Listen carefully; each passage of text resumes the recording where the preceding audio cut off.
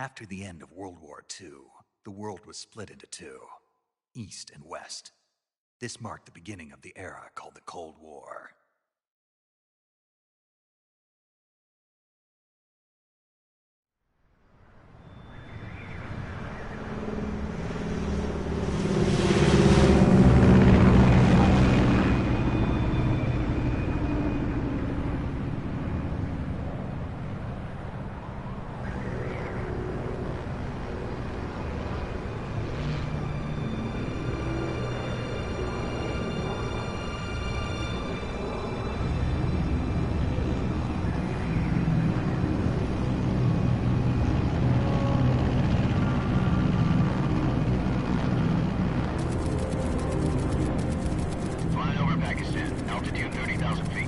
Approaching Soviet airspace. 20 minutes to drop off. Commencing internal depressurization. Equipment check. Arm main parachute. All right. You ready to go? Drop zone still showing a high pressure mass. Cav okay. Good. We've got high visibility.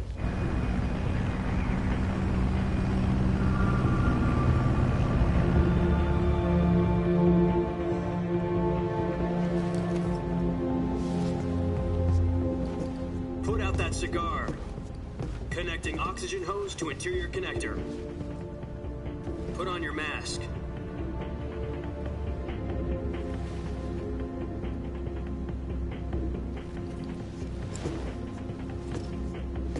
Does this panty waste know what he's doing?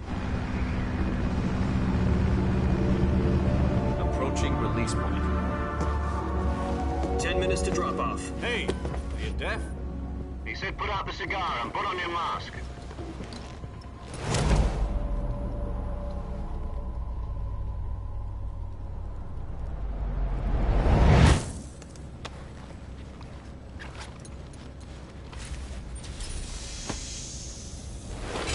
Depressurization complete. Checking oxygen supply. 6 minutes to drop off. Opening rear hatch.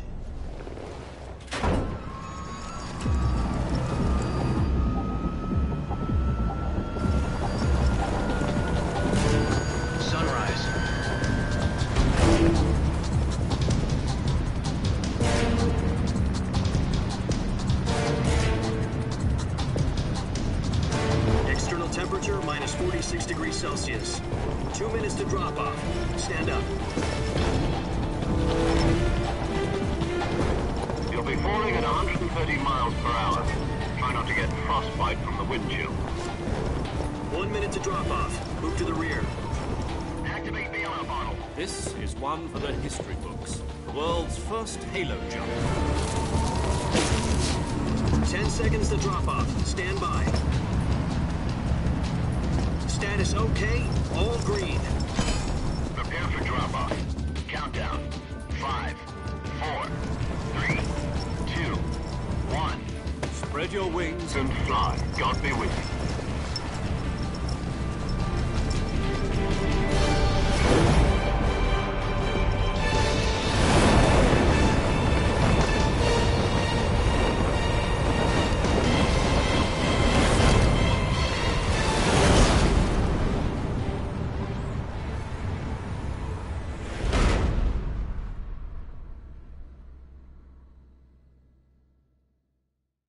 Jack, I've got some important news. The head of the CIA has finally given us the green light for the Virtuous mission. Virtual mission? No, the Virtuous mission. The future of our Fox unit depends on it. If it succeeds, we'll be officially organized into a unit. Virtuous mission? Sounds like some kind of initiation ritual. You know, don't get cocky. This isn't a training op. Right. So what exactly is this wonderful mission? Well, about 2 years ago, a certain Soviet scientist requested asylum in the West through one of our moles. His name is Nikolai Stepanovich Sokolov. He's head of the OKB-754 Design Bureau, one of the Soviets' top-secret weapon research facilities, and the East's foremost expert on weapons development. Sokolov? Isn't he that famous rocket scientist? The very same. On April the 12th, 1961, the Soviets achieved the first manned spaceflight in history. The Earth was blue, but there was no God. Well spoken. The rocket that carried Yuri Gagarin to orbit was the A-1, known as the Vostok rocket. Sokolov is said to be the man most responsible for the multi-engine cluster used in that rocket. After Gagarin's flight, Sokolov left rocket development to become the head of the newly established Design Bureau. From a lowly technician to head of a design bureau, that's quite a success story, so why do you want to defect? It seems he'd become afraid of his own creations. Afraid? Call it a crisis of conscience. And for that, he left his country and his family behind and went over the fence? Not exactly. One of his conditions was that his family was also to be taken safely to the west. We used a mole to get the family out first and succeeded in sneaking Sokolov over the Berlin Wall shortly afterwards. I was the one who conducted the operation. The security on the eastern side was still full of holes back then. Then what? We got Sokolov over in one piece, but the whole ordeal had left him exhausted, and we checked him into a hospital in West Berlin. It took him 2 weeks and more than 600 miles to get from the research facility in the Soviet Union to Berlin. He was in no condition to say anything coherent. And it was only a week later that we had something much bigger on our hands. The Cuban Missile Crisis. October the 16th, 1962, President Kennedy received word that the Soviets were in the process of deploying intermediate-range ballistic missiles in Cuba. The President demanded that the Soviets dismantle and remove the missiles. At the same time, he announced a naval blockade to prevent further missile shipments from reaching Cuba. But the Soviets didn't back down, instead placing their armed forces on secondary alert. Soviet transport ships carrying missiles continued on course towards Cuba. US and Soviet forces went on alert for an all-out nuclear war. Frantic negotiations were conducted through the UN's Emergency Security Council and unofficial channels to end the hair-trigger standoff. Finally, on October the 28th, the Soviet Union agreed to remove its missiles from Cuba, and so the world avoided a nuclear holocaust. But in order to get the Soviets to pull their missiles out, we had to make a deal. You mean the one where the US agreed to remove its IRBMs from Turkey? No. The Jupiter IRBMs deployed in Turkey were obsolete, and we were going to get rid of them anyway. They had no strategic value whatsoever to either the US or the Russians. The Turkey deal was a ruse, a cover story that was fed to the other intelligence agencies around the world. So what did the Russians really want? Sokolov. They wanted us to return Sokolov. You mean the Soviets pulled out of Cuba just to get their hands on Sokolov? That's right. What the hell was he working on? At the time, we had no idea. We were running out of time. It was either give up Sokolov or risk full-scale nuclear war. In the end, we had no choice. President Kennedy gave in to Khrushchev's demand. The next day, I got Sokolov out of the hospital, handing him over to agents on the eastern side. Sokolov kept on screaming, "Save me," until he disappeared from my sight. Then, a month ago, we received some new information from one of our moles. About Sokolov? Yes. He was taken back to the research facility and forced to continue working on the weapon in question under KGB supervision. What's more, it's on the verge of completion. So what kind of weapon is it? Something to do with space rockets? No, missiles. Same technology. I guess you're right. We don't know the details, but it appears to be a new kind of nuclear device. For half a year now, the Soviets have been conducting frequent nuclear tests at Semipalatinsk. Something to do with the weapon, I assume. We're talking about a secret weapon so big that Khrushchev was ready to pull out of Cuba to get it back. Is Sokolov still in the facility?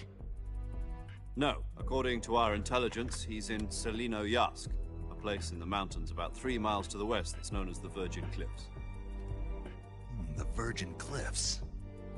Nice name for a virtuous mission. They moved him there just recently. Why? Apparently, they're conducting a field test of the weapon, but it's our best chance to get him back. This mission would never have been possible if he was still in the research facility. This is our last chance. Sokolov must have known that too when he contacted us.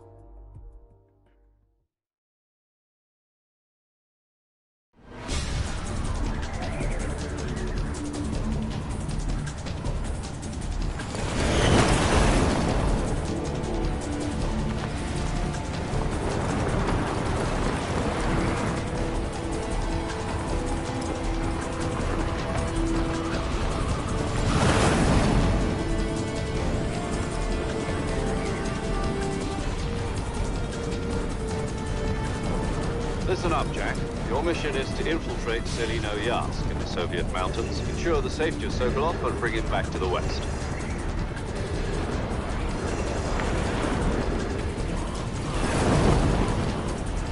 If we don't get Sokolov back before that weapon is complete, we'll be facing a major crisis. The clock is ticking.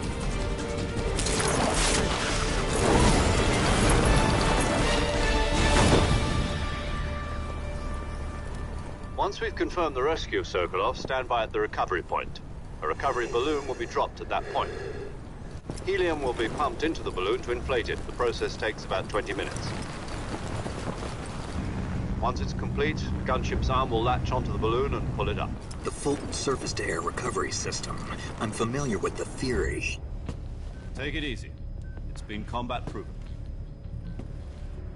Do you think Sokolov is up to it? The shock will be less than during a parachute jump, and the arm can handle up to 500 pounds. So you're planning on going over the border in a single combat Talon?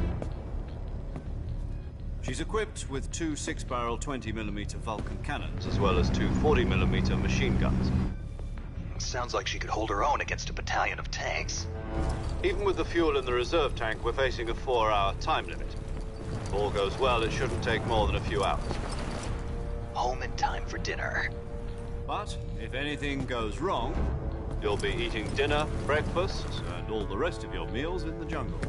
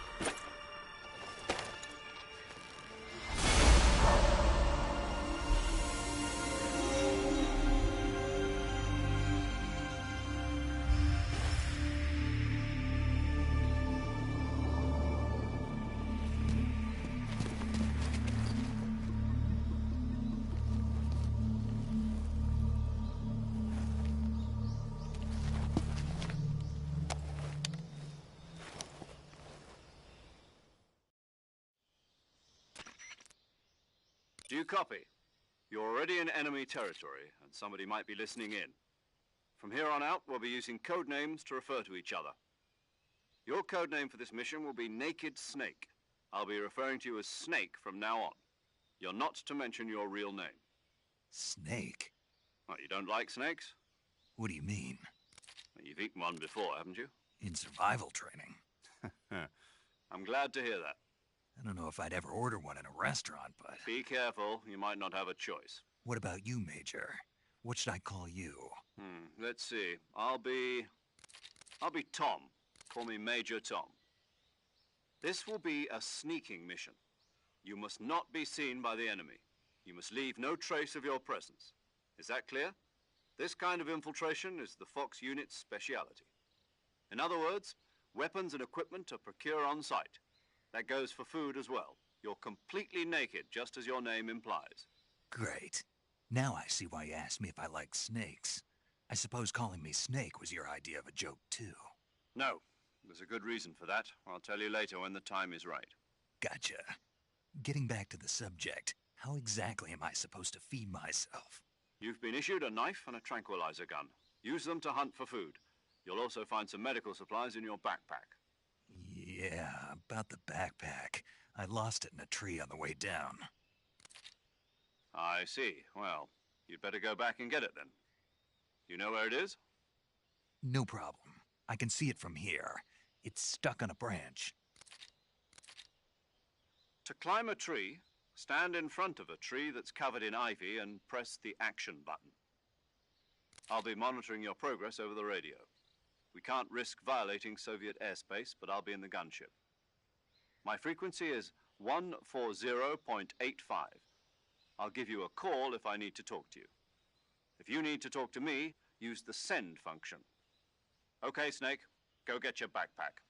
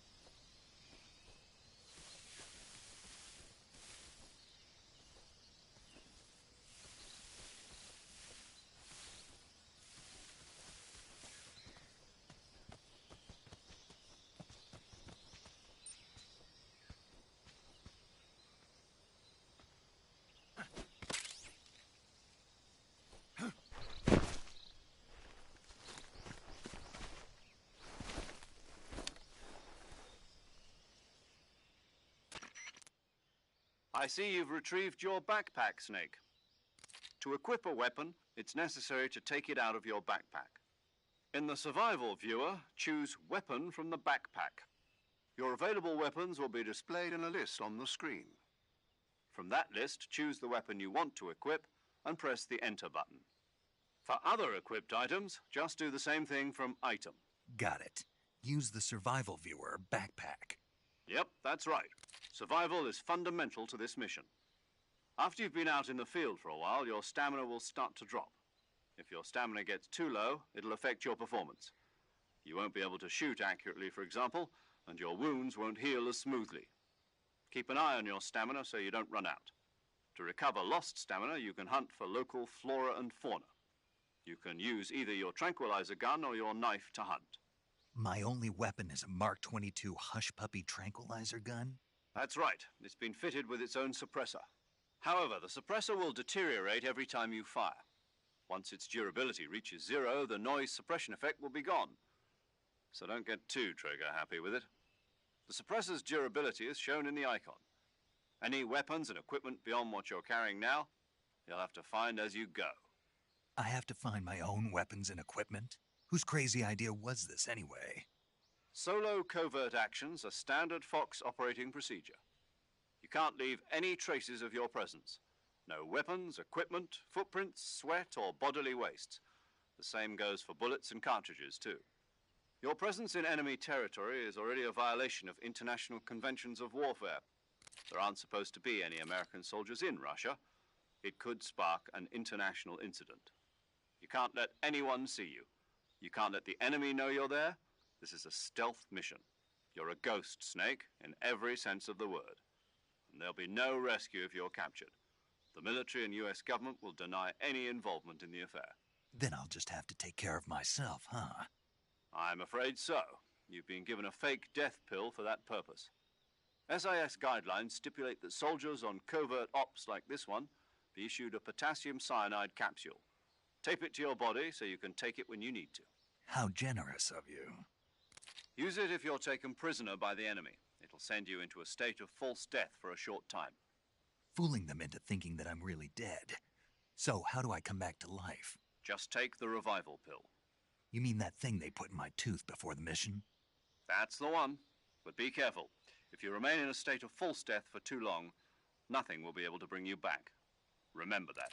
I'll keep it in mind. You said this was a solo mission, right? Right. I guess that means I can't count on any reinforcements. Correct. The mission rests entirely in your hands. A real one-man army. Relax. There's a support team ready to back you up over the radio. Who? I'll introduce them to you. This time, survival is of utmost importance. The first member of the support team will be in charge of monitoring your physical condition, acting as a medic, so to speak, as well as recording your mission data. She's a member of Fox as well, and she's here on the gunship with me. She? Hello, Snake. I'm paramedic. Nice to meet you. Paramedic. As in a medic who comes in by parachute. Aren't you going to tell me your real name? Are you going to tell me yours, Mr. Snake? My name, huh? It's John Doe. And they call you Jack for short. You're a regular Captain Nemo. A name means nothing on the battlefield. After a week, no one has a name. What's your name? Jane Doe. Very funny. I wasn't joking, but I'll tell you my name only if you manage to make it back alive. My frequency is 145.73. She's also in charge of recording your mission data. Whenever you want to save, send a message over the reserved save frequency, 140.96. So saving lets me record my mission data. That's right. It also records the state of your health. Good to know. There's one more person I want to introduce you to, Snake. Huh? Speaking of snakes, you remember the boss, don't you? A legendary soldier and your mentor. Actually, it was the boss that got the DCI's authorization in the first place. She's going to be serving as Fox's mission advisor. The boss is? She also helped me plan this mission. She and I were at SAS together. Jack, is that you? How many years has it been? Boss? That's right. It's me. Oh. Talk to me. Let me hear your voice. It's been 5 years, 72 days, and 18 hours. You've lost weight. You can tell just by the sound of my voice. Of course I can. I know all about you. Really? Well, I don't know anything about you. What's that supposed to mean? Why'd you disappear on me all of a sudden? I was on a top-secret mission. You didn't need me anymore. But there were still so many things I wanted you to teach me. No, I taught you everything you needed to know about fighting techniques. I taught you all I could. The rest you needed to learn on your own. Techniques, sure. But what about how to think like a soldier? How to think like a soldier? I can't teach you that. A soldier needs to be strong in spirit, body, and technique. And the only thing you can learn from someone else is technique. In fact, technique doesn't even matter. What's most important is spirit. Spirit and body are like two sides of a single coin. They're the same thing. I can't teach you how to think. You'll just have to figure it out for yourself. Listen to me, Jack. Just because soldiers are on the same side right now doesn't mean they always will be. Having personal feelings about your comrades is one of the worst sins you can commit. Politics determine who you face on the battlefield. And politics are a living thing. They change along with the times. Yesterday's good might be tomorrow's evil. Is that why you abandoned me? No, it had nothing to do with you. I already told you, Jack. I was on a top-secret mission. A soldier has to follow whatever orders he's given. It's not his place to question why. But you're looking for a reason to fight. You're a natural-born fighter, but you're not quite a soldier. A soldier is a political tool, nothing more. That's doubly true if he's a career soldier. Right and wrong have no place in his mission. He has no enemies and no friends. Only the mission. You follow the orders you're given. That's what being a soldier is. I do whatever I have to get the job done. I don't think about politics. That's not the same thing. Sooner or later, your conscience is going to bother you. In the end, you have to choose whether you're going to live as a soldier or just another man with a gun. There's a saying in the Orient, loyalty to the end. Do you know what it means? Being patriotic. It means devoting yourself to your country. I follow the president and the top brass. I'm ready to die for them if necessary. The president and the top brass won't be there forever. Once their terms are up, others will take their place. I follow the will of the leader, no matter who's in charge. People aren't the ones who dictate the missions. Then who does? The times. People's values change over time, and so do the leaders of a country. So there's no such thing as an enemy in absolute terms. The enemies we fight are only enemies in relative terms, constantly changing with the times.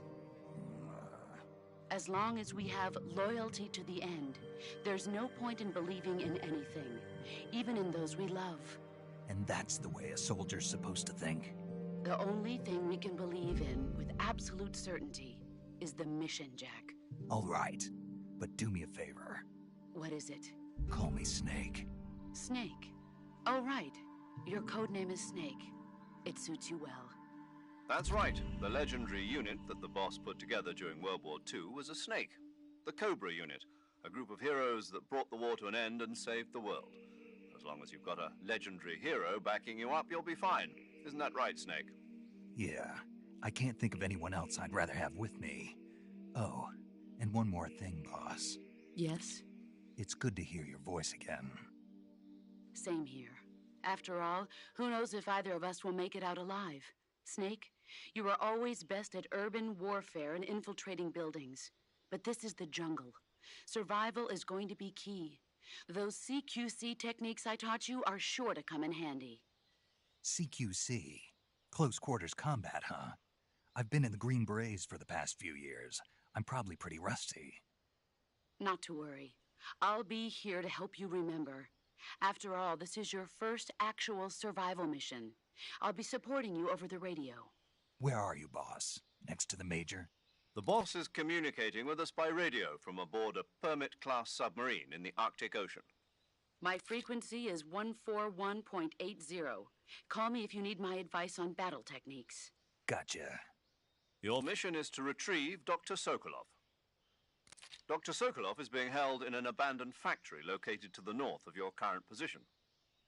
Avoid heavy combat and don't let anyone see you. Don't forget that this is a stealth mission. Snake, try to remember some of the basics of CQC.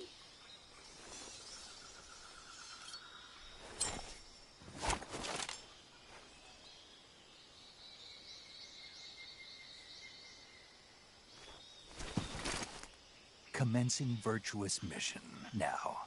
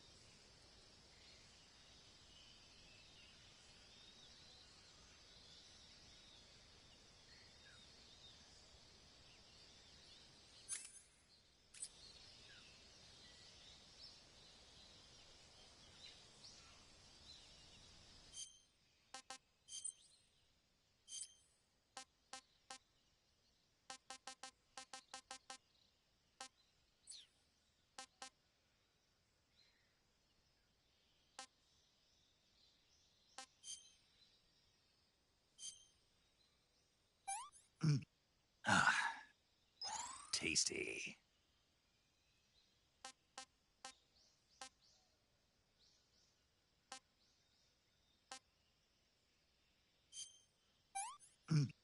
Ah, disgusting.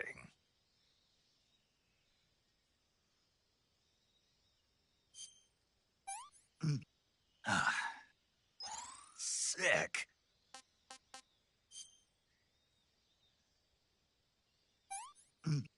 Ah, that's tasty.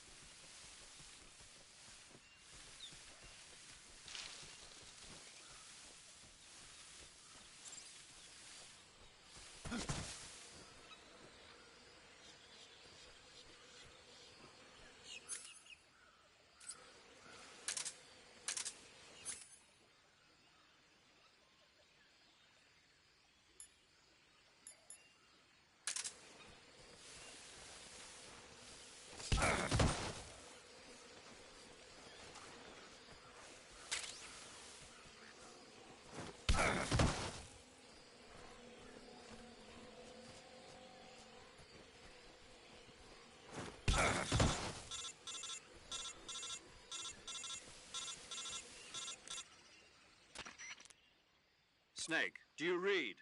Snake! Major. Snake, are you all right? Yeah, I'm okay. You're far from okay. Look at your life gauge. You're on your last leg. No, I can still... See? Snake, this is a solo sneaking mission. Do you know what that means? Yeah. No, you don't. Huh? It means there's no backup, no cavalry. If you're taken out, nobody is there to take your place. Pull out for now and recuperate. Find a hiding place and get some rest. Your life gauge will gradually recover with time. But the speed of your life gauge recovery depends on the level of your stamina gauge. So get plenty to eat, then get some rest. You hear me? Do you hear me? I hear you.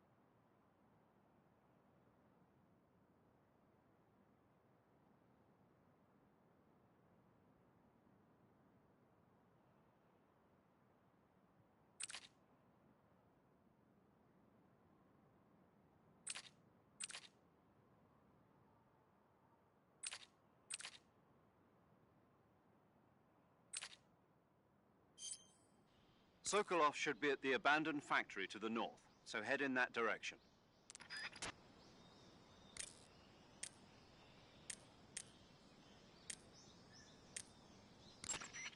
I see you've captured a giant anaconda. The giant anaconda is believed to be the largest snake in the world in terms of weight and diameter. It's not poisonous, but its large size makes it extremely powerful. They say it even eats crocodiles. Its only natural predator is man. And snake. And snake. The giant anaconda is a very large snake, but you should be able to capture it alive using the tranquilizer gun. The taste is... Oh, you've already eaten one. Yeah, it was delicious. Ah. No, really. It tastes like chicken with a surprisingly light flavor. Maybe a little bit stringier than chicken, but all in all, I'd say... Snake? What? I don't really care. Oh. Okay. Yeah, talk to you later. I see you caught yourself a reticulated python. The reticulated python is said to be the longest snake in the world. The biggest ones can grow up to 10 meters in length. Although they're not poisonous, they're still very dangerous, so be careful around them. They have a highly ferocious temperament, and they can swallow whole, even large animals like deer and pigs. Their most distinguishing feature is the mesh pattern of their scales. This pattern acts as a highly effective natural camouflage.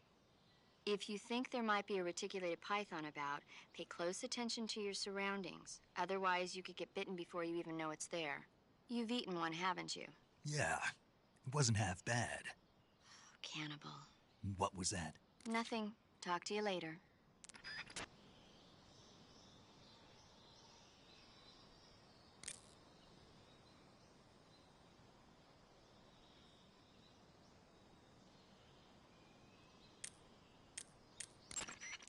I see you've got yourself a Baltic hornet's nest. Baltic hornets are a variety of hornets that inhabit that area. The difference between them and other hornets is that they produce honey in their nests. Inside the nests are larvae, pupa, and adults. You can eat them all. In particular, the honey you find inside the nest is delicious and full of nutrients. It's easy to digest and helps pep you up when you're feeling tired. In short, it's the perfect survival food. Honey can also be used as a burn ointment. When honey is applied to a burn, it creates a protective coating over the skin. When you knock down a hornet's nest, a burn ointment will appear along with it, so don't forget to pick it up. Of course, the hornets aren't going to give up their nest without a fight. If you knock a nest down, a large swarm of hornets will come flying out, so be careful. I see you found some Russian oyster mushrooms. The Russian oyster mushroom is an edible variety that belongs to the Shimeji family. It's known to be particularly rich in vitamin B1 and niacin. Apparently, it's usually found growing on tree stumps and hollow logs, so look there if you want to eat some. I tried some, but they weren't all that good. Really? I think they're great. You just lightly saute them in butter with some potatoes, add a little salt and pepper, and... How am I supposed to saute them out here? You're not. I'm just saying that... I see you found some Siberian inkcap mushrooms. The Siberian inkcap is a mushroom from the inkcap family. Its life cycle is transitory. As soon as the spores mature, the cap starts to turn black, liquefy, and melt away. And that's why they call it an ink cap? That's right. It doesn't really turn to liquid, but you get the idea. In its immature state, before it melts away, it's valued as a source of food. I ate some, but they weren't that good. Really? Just be sure not to eat them while you're drinking alcohol. Why's that? Ink caps contain coprin, which inhibits the function of aldehyde dehydrogenase. This prevents the body from breaking down alcohol, causing a buildup of acetaldehyde. Meaning? Meaning it will give you the hangover from hell. Oh. Wait a minute. What? You think I'd drink alcohol in the middle of a mission? Wouldn't you? Hell no. Well, I'm knocking a shot back now. What? Just teasing you. Oh, come on. Where's your sense of humor? I need a drink.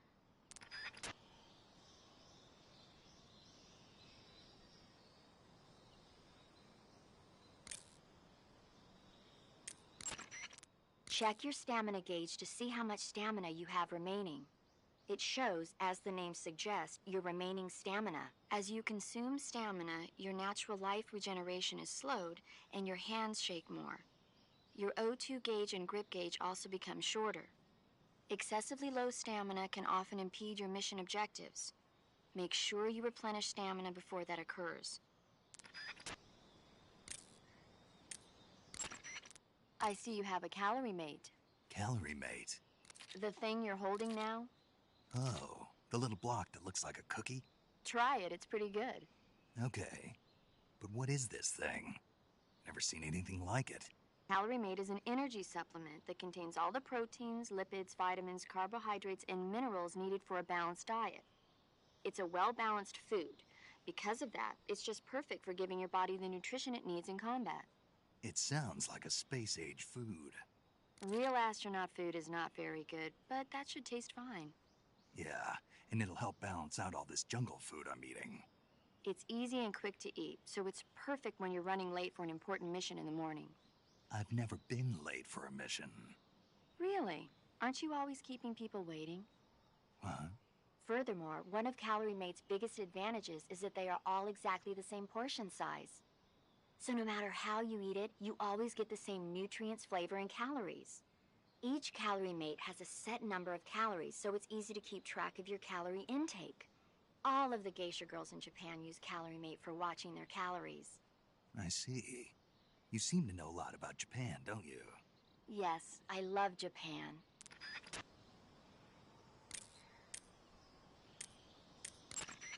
Snake, that area is inhabited by magpies. Magpies are members of the crow family. They're distinguishable by their beautiful dark blue and white bodies and their long tails. Their favorite food is insects, but they'll also eat small fish, acorns, and fruit. They're omnivores, which means... They'll eat anything. Right, just like you, huh? If you use the tranquilizer gun, you should be able to capture magpies alive. Okay, so how do they taste? You always ask me that. Naturally. So? I've never heard of anybody actually eating a magpie, but I suppose there's no reason you couldn't. You don't say. Oh.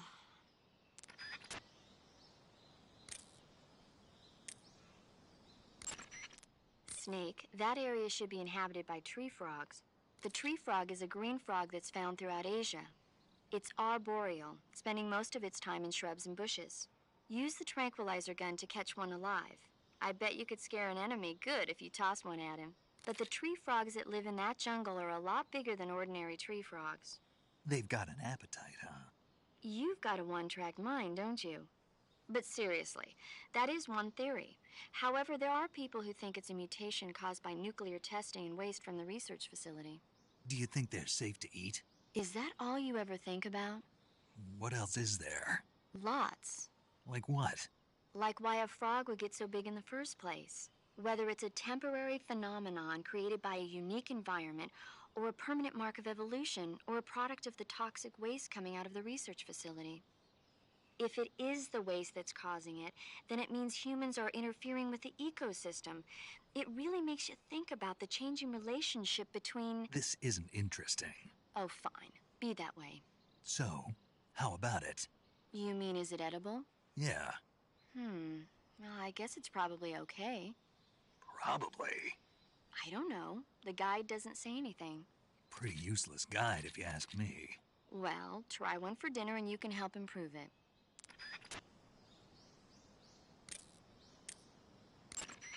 A fruit called the Russian false mango grows in that area. The Russian false mango is a mango-like fruit found only in Selinoyarsk. The egg-shaped fruit is sweet and tangy with a pleasing aroma, just like a mango. Also, the seeds can be used to make a medicine that aids in digestion. It might come in handy if you ever have an upset stomach. That area is home to the reticulated python. The reticulated python is said to be the longest snake in the world. It's not venomous, but it still poses a threat, so watch out. Snake, that area is inhabited by the giant anaconda. The giant anaconda is said to be the largest snake in the world in terms of weight and thickness. It's not venomous, but its huge size makes it dangerous. Be careful. You should be able to find Russian oyster mushrooms in that area. The Russian oyster mushroom is an edible variety that belongs to the Shimeji family. It's known to be a pair. You should be able to find Siberian ink-cap mushrooms growing. It's known. Snake, intelligence indicates that that area is outside the enemy's cordon, so you shouldn't have any unexpected encounters with enemy patrols. I think it will be a good idea to take this time to get accustomed to using your camouflage, hunting for food, and navigating the survival viewer. If you have any questions about camouflage or CQC, ask the boss. The boss's frequency is 141.80. Paramedic is the medical correspondent for this mission. Ask her about hunting for food and medical treatment. Also, she has documents detailing flora and fauna in the operation locale. Contact her if you need detailed information on any of the plants and animals in your area. Snake, remember that this operation is a solo. We'll be providing you with support over the radio, but out in the field you're on, and there's no way you'll survive a battle with a large enemy contingent. Avoid engagement whenever possible. Your highest priority in this mission is staying out of sight. Snake, when your stamina gets low, it negatively affects your... You've got to replenish... Check your stamina gauge to see how much stamina it shows, as the name suggests. As you consume stamina, your natural life regeneration is slowed, and your hands shake more. Your O2 gauge and grip gauge also become shorter. Excessively low stamina can often impede your Make sure you eat food to recover. Capture plants, and I have information on the local plants and animals, so don't... Your actions can lower your... Exactly. Walking slowly will conserve stamina. Try your best to avoid unnecessary actions in order... Camouflage is an indispensable tool when you're sneaking through the jungle. To use camouflage, first press the survival, then select camouflage, and select uniform to select battle fatigue. Choose battle fatigues that match the surrounding and the most effective camouflage is attained by selecting fatigue camouflage patterns that stand out in your Visibility is poor in the jungle, so you'll be finding yourself in a lot of unexpected encounters. Naturally, this means that close quarters combat will be more important than... So I'll have plenty of chances to use CQC then. That's right. In proximity encounters, firing a gun isn't necessarily the best response to every situation. It's only one option among many. Rather than taking the time to draw, aim, and fire a gun, engaging your opponent in hand-to-hand combat can sometimes be a faster and more reliable way of subduing him. Besides, in a sneaking mission like this one, it's too dangerous to go around firing your gun. You'll end up revealing yourself to the enemy. Yeah, I know. You created CQC to deal with exactly this type of situation. With your help, of course. In a battle situation, you'll only have a split second to decide how to attack. Press the aim button to get ready, then use the attack button to attack using a weapon. Use the CQC button to attack using CQC. Press the CQC button once to throw a punch. Pressing it multiple times in succession will allow you to deliver a combo attack. But striking your opponent is just one aspect of CQC. It doesn't really start to shine until you've got your enemy in a hold. Press and hold down the CQC button to grab your opponent with your hand. From there, you can use the movement stick to knock your opponent off balance and throw him to the ground. This can be used to knock an opponent out in a single blow. If you don't press the movement stick, grapple with your enemy until you're behind them and can get your knife to their throat. Grabbing an enemy from behind and holding your knife against his throat will render him virtually powerless. From this point, there are several things you can do.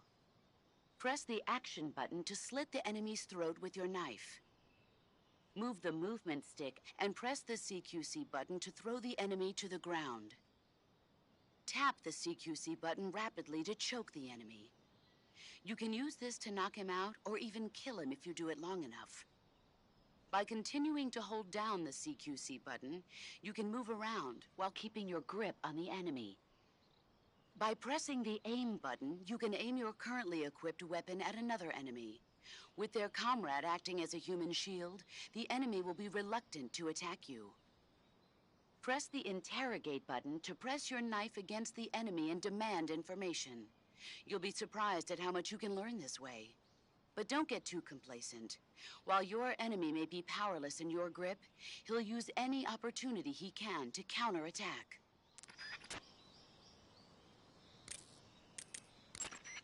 You can only use CQC to grab enemies when your right hand is free to grab and pull them toward you.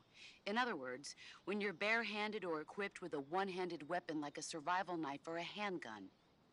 You won't be able to grab hold of enemies when equipped with two-handed weapons, such as the assault rifle or weapons such as hand grenades that don't leave your right hand free to control the enemy. So in other words, I can't throw enemies with CQC when I'm holding an assault rifle or a hand grenade. Exactly. Don't forget it. I see you're wearing the leaf pattern camouflage. The leaf pattern was developed to provide cover in forest environments. The U.S. military isn't the only one using it. Countries that anticipate operating in forest environments are developing various types of patterns, each suited to the vegetation of the particular region. The Soviets and the Eastern European countries all use their own unique patterns. Leaf pattern camo will give you an especially low profile in areas of thick vegetation.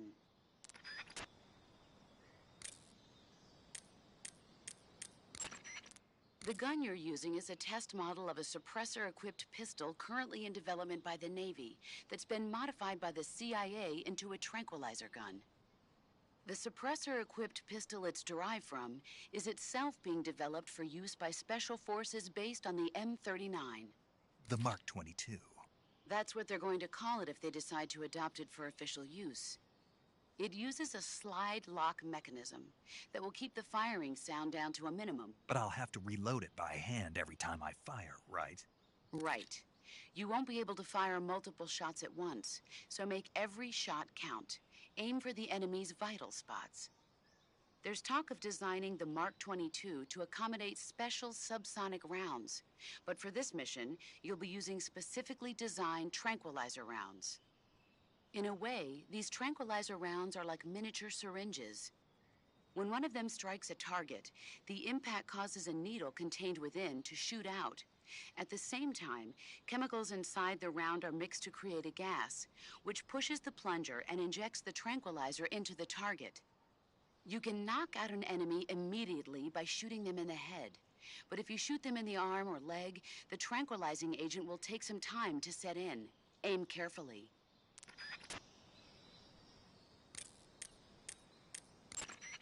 Saving the game, Snake?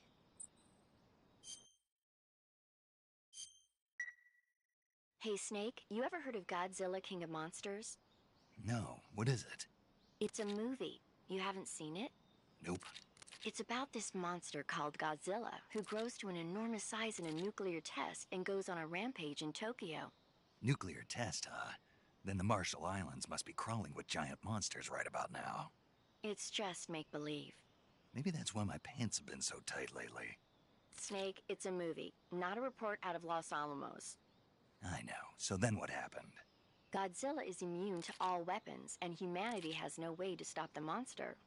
Dr. Shirazawa develops a new type of weapon, but meanwhile Godzilla is getting closer and closer to Tokyo, obliterating everything in his path. It was originally a Japanese movie, but they made an American version too. I recommend seeing the original Japanese one if you ever get the chance. It's mostly mindless fun, but it's also got a serious anti-nuke message as well. Where can I see the original? You'll just have to go to Japan. Really?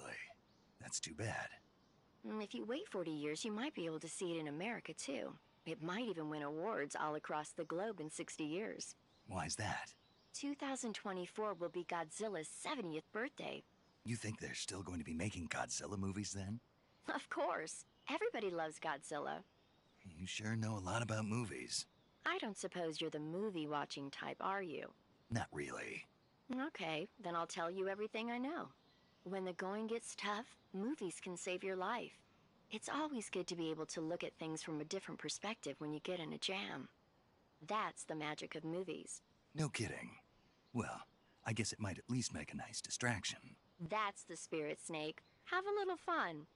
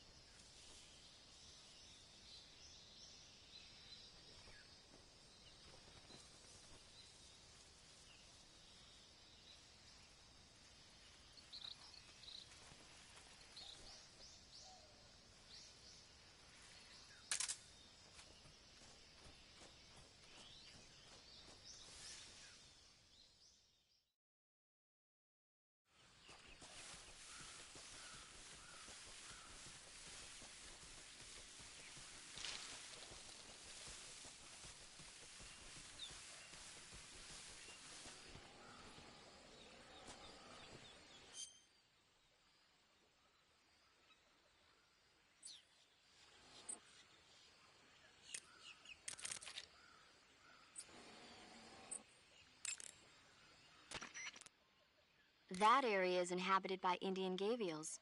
The Indian gavial is a crocodile that originally lived in freshwater regions in India and Nepal. Why are Indian crocodiles way out here? They're captive crocodiles that were brought here for research purposes but escaped and became wild again.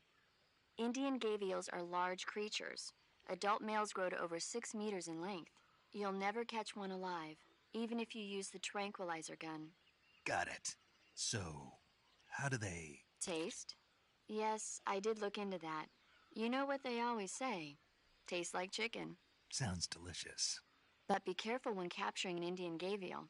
Normally they're cowardly creatures, but the ones in the forest there are belligerent. Apparently they attack humans. What do you mean? They weren't the direct subject of any serious research, but some think they may have become violent as a side effect of the atomic research that was conducted nearby.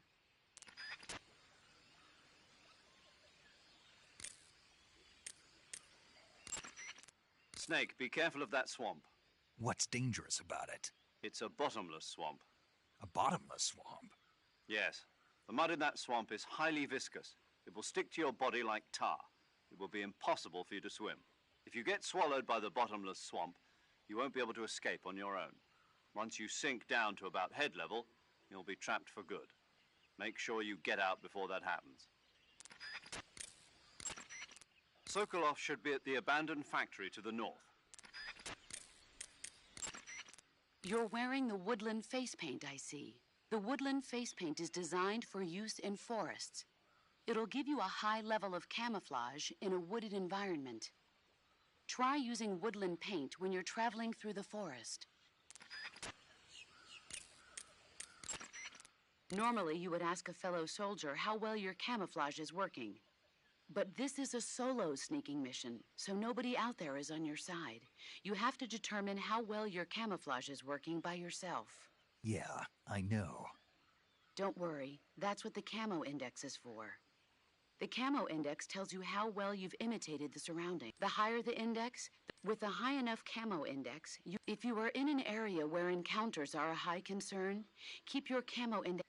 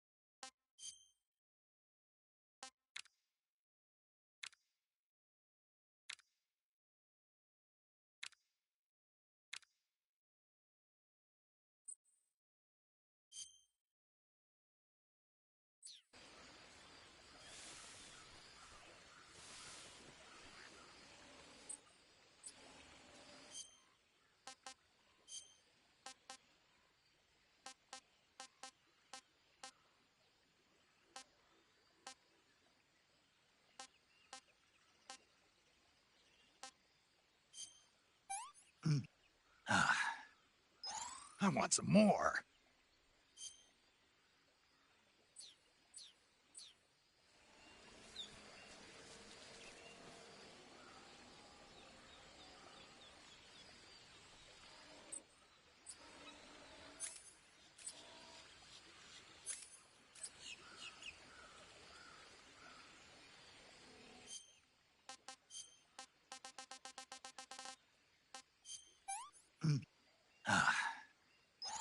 Not too bad.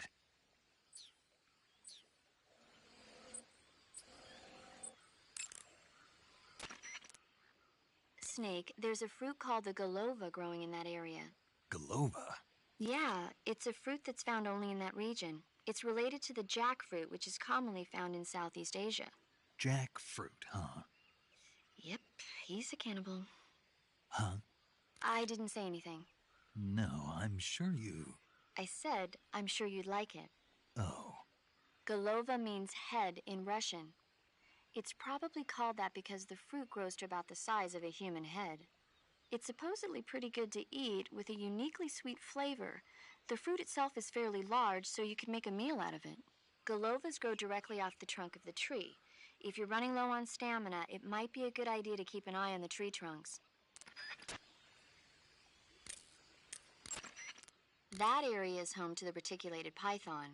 The reticulated python is said to be the longest snake in the world. It's not venomous, but it's still...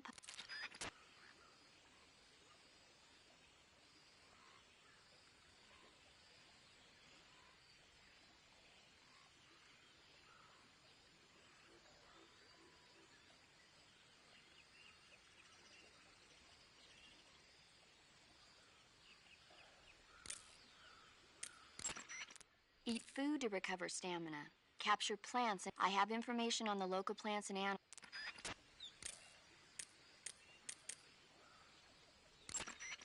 If you get swallowed by the bottom once you sink down to about... I see you've got the survival knife equipped. The survival knife is a necessity in the field. Press the attack button after readying your weapon with the aim button. The knife lets you kill an enemy silently, so you should find it useful when the situation... In addition to fighting the enemy, you can also use the knife to capture wild animals. That one knife can provide you with everything you need to survive in the field. Use it well.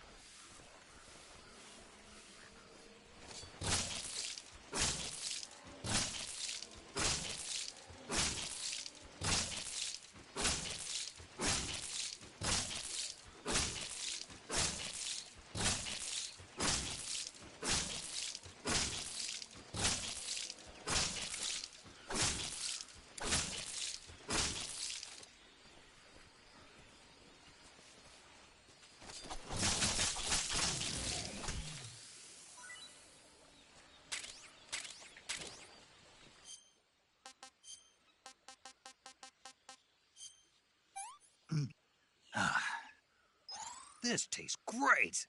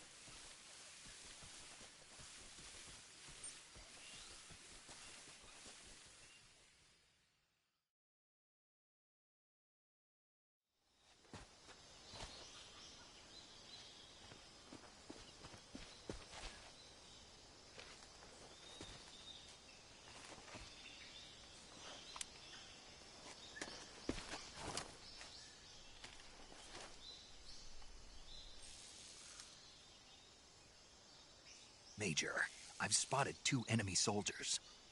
They're probably KGB troops sent to guard Sokolov. AK-47s and grenades.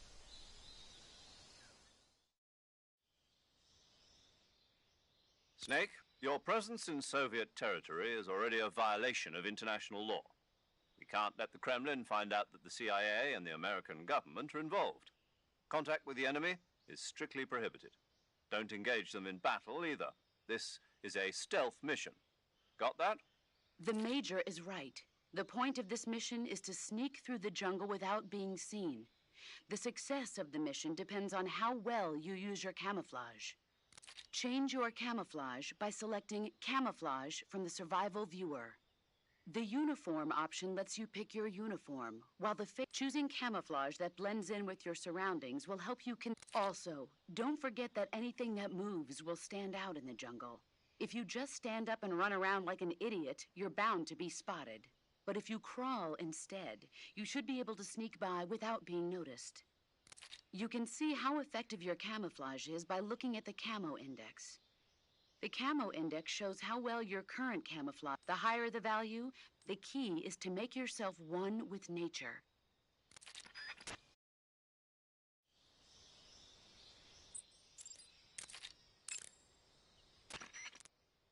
You're wearing the woodland face. I see you've captured an Indian gavial. The Indian gavial is a crocodile that originally lived in freshwater regions in India and Nepal. Why are Indian... The Indian Got it. taste, Sound... but normally, apparently they... What... It's... Looks like you found a galova. Galova? Yeah, it's a fruit that's found only in that region. It's related to the jackfruit, which is commonly found in Southeast Asia. Jackfruit, huh? Yep. The fruit is if you run... That area is home to the Sunda whistling thrush. The Sunda whistling thrush is a bird native to Java and Sumatra. It's distinguished by its large blue body and long beak. It really stands out in the forest. If you're aiming to catch one alive, use the tranquilizer gun. Got it. So... How does it taste? Yeah. I don't know. You don't know? The guide doesn't say. I guess there's no reason you couldn't eat them. Oh, I see. But it's nice and plump, so I'm sure it'd make a hearty meal. That's a good point.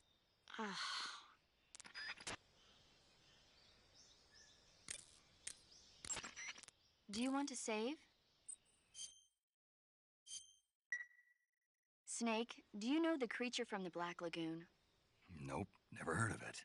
These scientists are investigating a place deep in the Amazon called the Black Lagoon, and they get picked off one after the other by this fishman thing. And there was this scene when the heroine is going for a swim, and the creature sneaks up on her from underwater. Oh, I thought my heart was going to stop. I mean, of course, the 3D effects in It Came from Outer Space were a lot more intense, but... It wouldn't be referring to you coming from outer space, would it? How rude! Why do you say that? Because no one on Earth could be as charming as you. Fine. I'll just get to the point, Snake. Be careful of what's around you when you're in the water. Just imagining you swimming in those jungle rivers makes me think of you being attacked by a fishman. I appreciate the concern. Fishmen aren't the only things that'll attack you in the water. Really be careful out there. Okay. And don't be attacking any pretty girls going for a swim, either. Are you calling me a fishman? You started it. Snake, do you see any tufts of grass? Yeah. What kind of grass? Just ordinary grass. You should check it anyhow. It's pretty thick grass, about waist... If you crawl into the grass, you can advance undercover. When you do, the camera automatically switches to intrusion view. If you want to stand up again, press and hold the crouch button. If you press the crouch button briefly, you'll crouch in that spot. This allows you to observe things without blowing your cover. Got it? Yeah, but... But what? Was that the only reason? What do you mean? You had me check it just so you could tell me that? That's right. Pretty useful, huh? Right.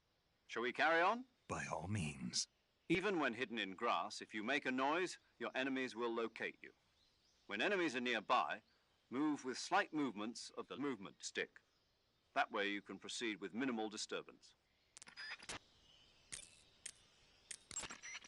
Normally, you would ask a fellow soldier how well your camouflages work, but you Yeah. don't work. The higher... In my day, I did my share of sneaking into enemy territory. You mean since World War II? Yeah, mostly snatch missions. Snatch mission. That's where you abduct an enemy officer without killing him, right? Right. That's where I got the original idea for CQC. In a snatch mission, taking out the target's escorts by shooting them is not an option. If the enemy hears the gunshot, they'll know there's an intruder and tighten security. And the target will sense danger and try to get away. You needed a way to take out the guards and secure the target without making a sound. That was the idea. The CQC style that you and I developed is based on the techniques I cultivated during those missions. So... First time I've heard this. Huh? You've never told me any of this before. I didn't? No. Why? Why didn't you tell me this before? Why now? I have my reasons.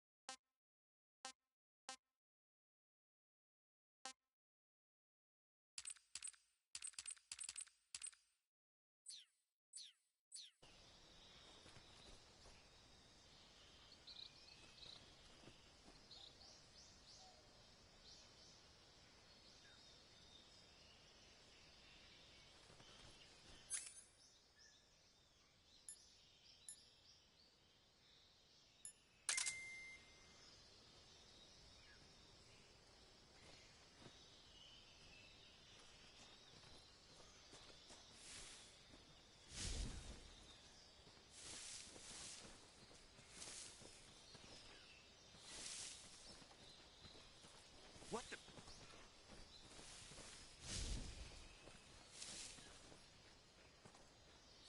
I'm just seeing things.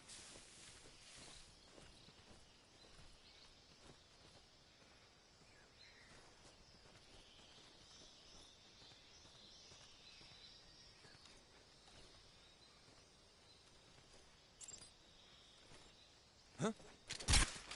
Who's that?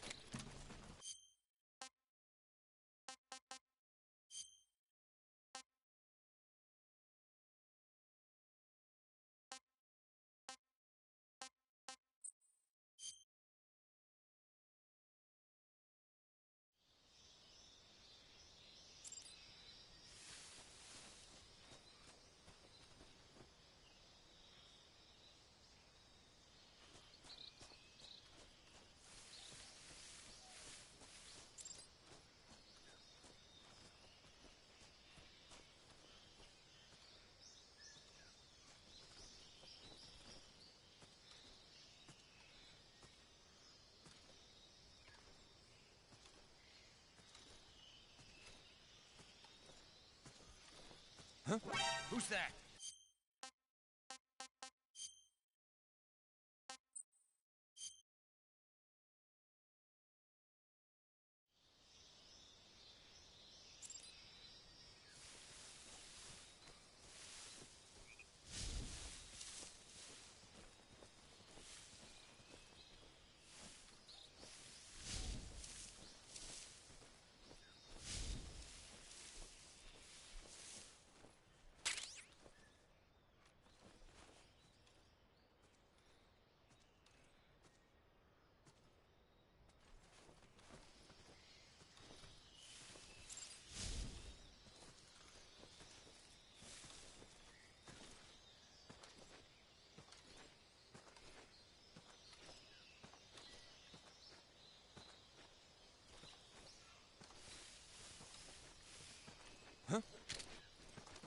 Who's that?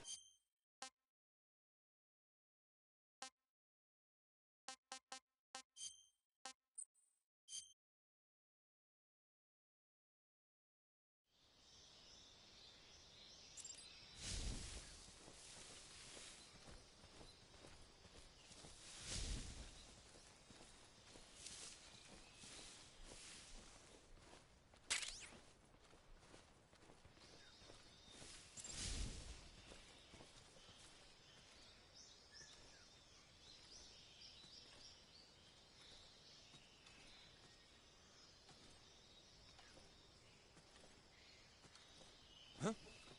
Who's that?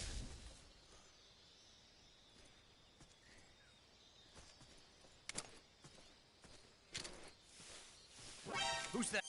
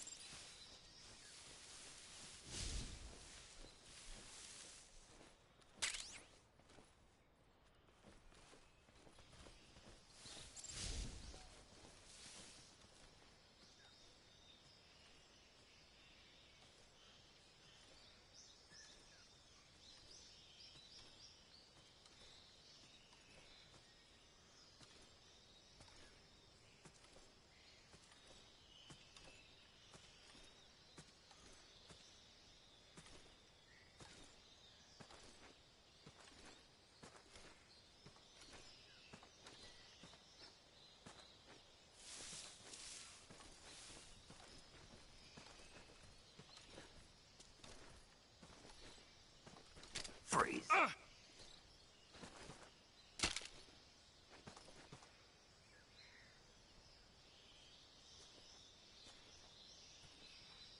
No, wait!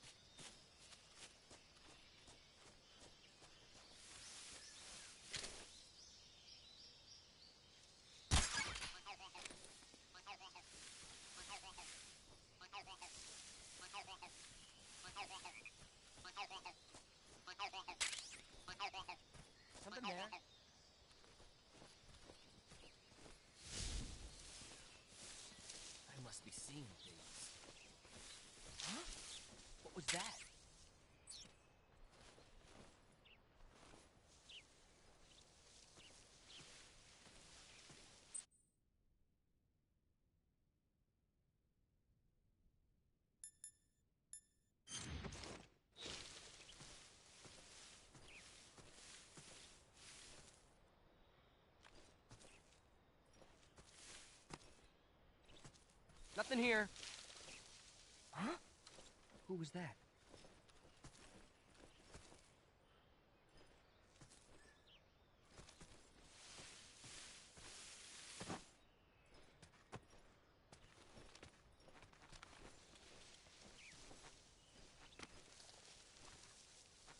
No one here after all.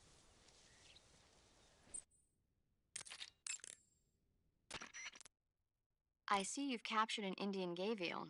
What? They're captive in. You'll never Got it. take. Sounds... But be careful. What? It's. Looks like you found a Golova. Golova? Yeah, it's a fruit. If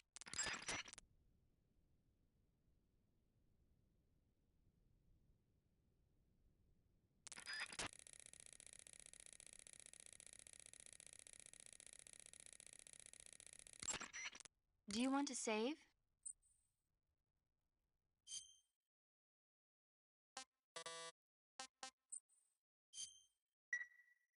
Snake, have you heard of It Came from Outer Space? Yeah, you told me already. So this astronomer sees a meteor, but it's really an alien spaceship, right? And the aliens start replacing the townspeople with clones and forcing them to help repair the ship. The 3D effects were quite realistic. I've got all the real I can handle here in the jungle. No, you don't get it. Precisely because it's realistic, with the images jumping out of the screen at you, it makes for a nice escape from reality. I have to admit it made my eyes tired, but it was really intense. Unfortunately, they don't make very many of those movies anymore. When did it come out? I was still in college, so probably about 10 years ago. Guess I'm out of luck then. You know, they're coming out with household versions of video cassette recorders. One day you'll be able to see old movies anytime you want. It'll be like having a movie theater in your own home. Really? It's like if you had a record with movie film etched onto it instead of music. It'll work the same way. You're kidding. No, really. And someday they might make movies where you control the characters yourself. Sounds like magic. It'll happen. Make sure you stay alive to see it, Snake.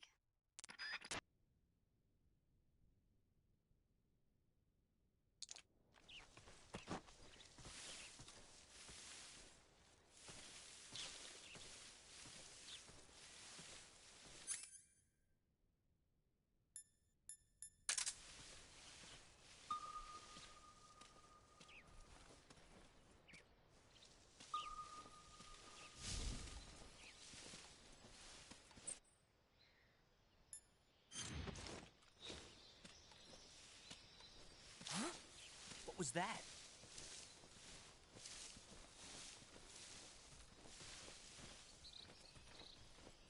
Huh? What was that?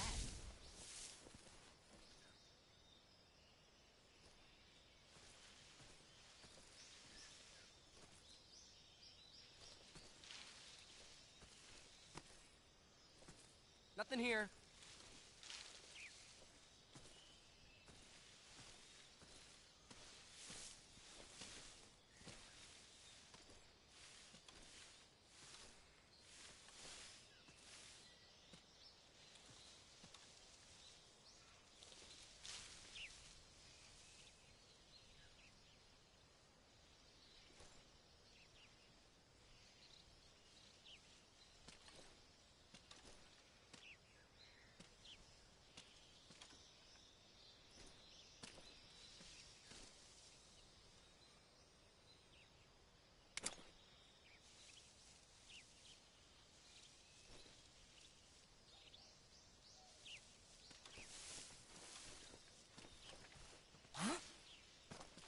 Who's that? Ah!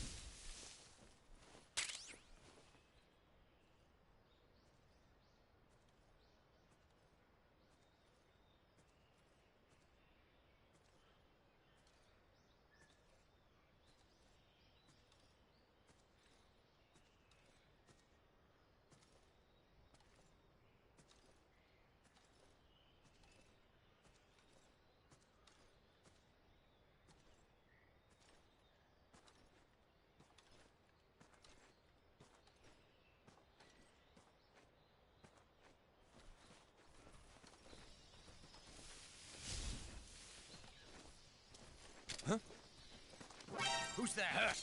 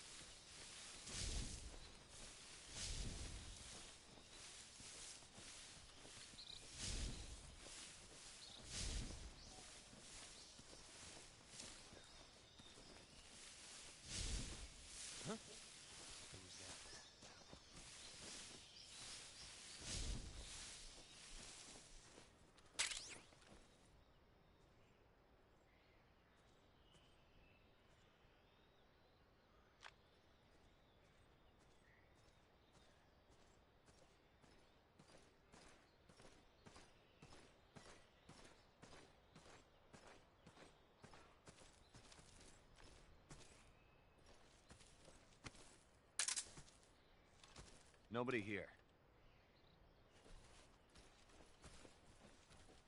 Huh? Who's that?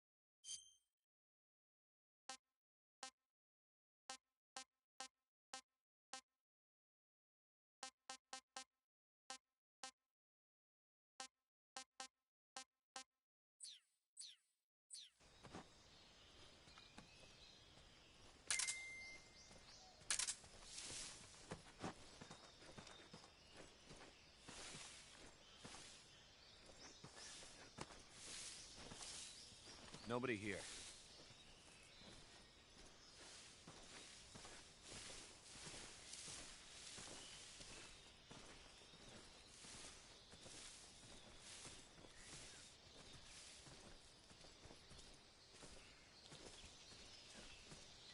Who's that?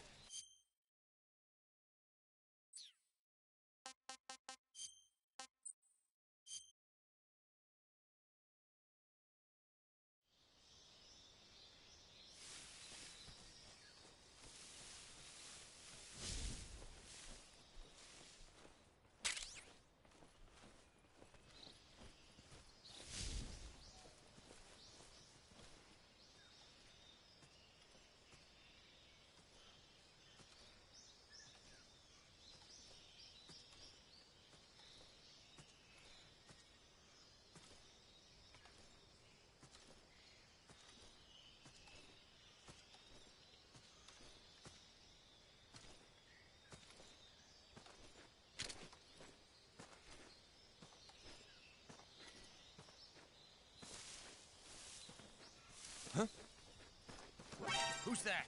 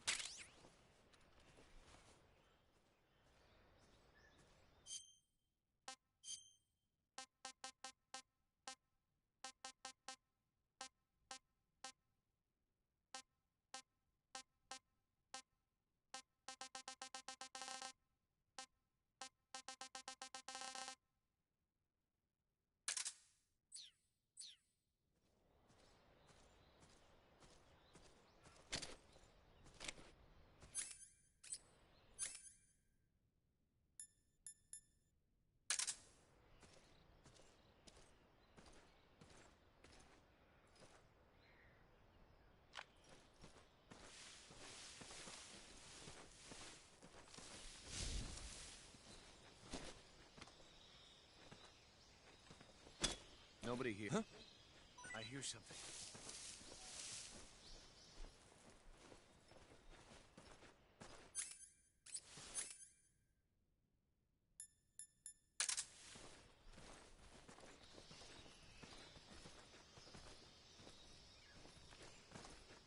Huh? Who's that?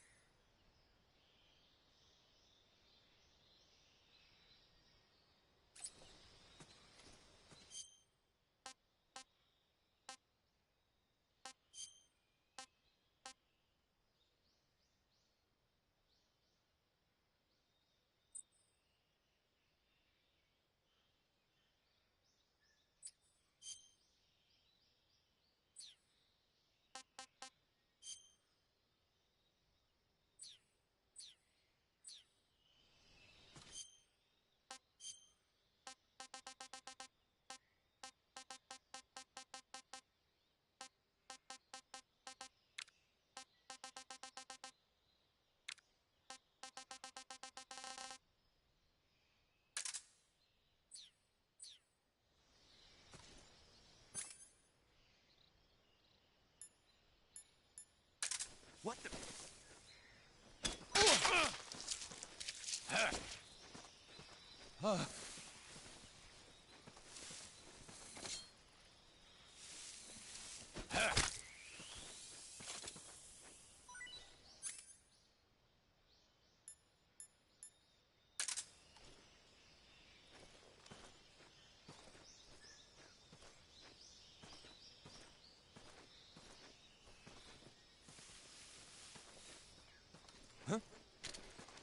Who's that?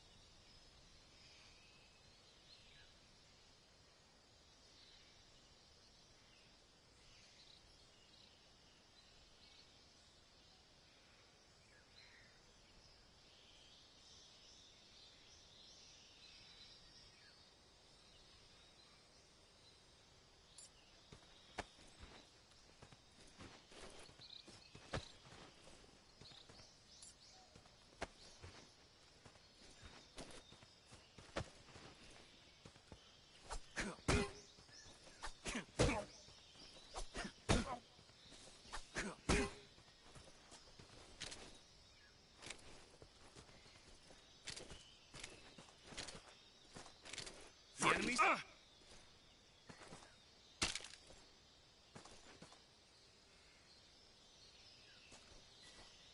No, wait!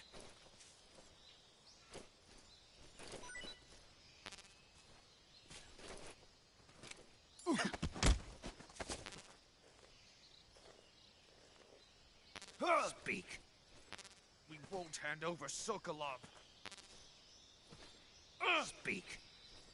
Let go of me. Oh.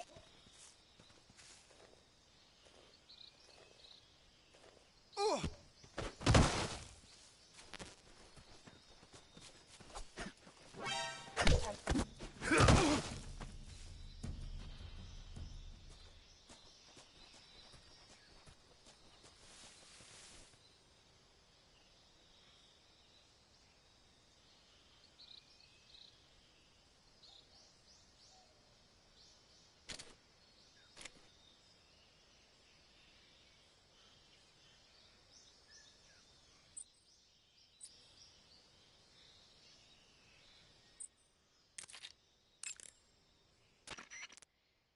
I see you've captured an Indian. Your Got taste, sound. but nor they. Looks like you found a it's a the if. Snake, I recommend against leaving the bodies of your victims lying around. If the enemy spots a fallen comrade, they'll realize that they've been infiltrated and strengthen their guard. When you kill an enemy, hide the body in the grass or at some other location where it won't be spotted. Stand near a fallen enemy and press the reload button to grab the body. Hold the reload button and move to drag the body. Release the reload button to put the body down.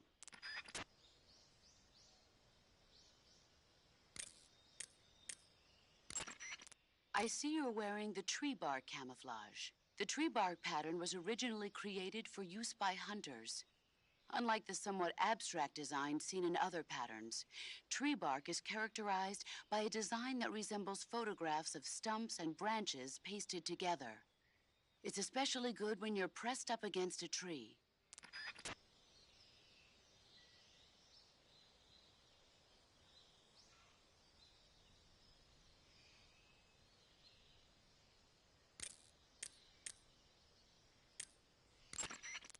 That area is home to the Sunda whistling thrush.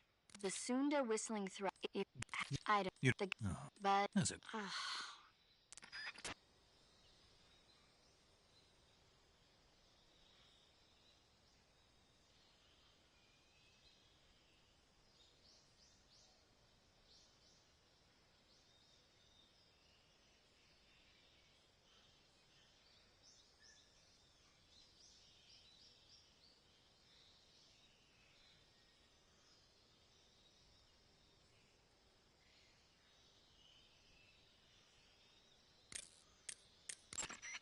You're wearing the woodland face paint. Normally, you would ask a fellow soldier, but you don't think that it.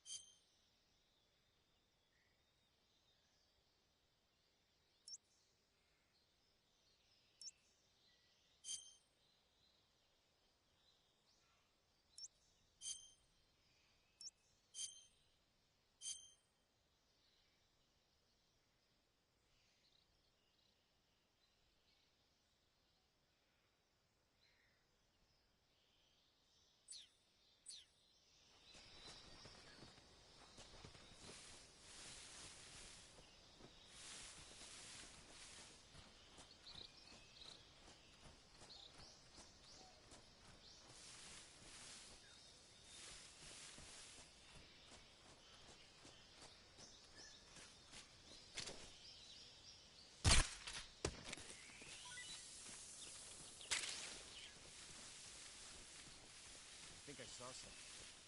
Huh? Who was that?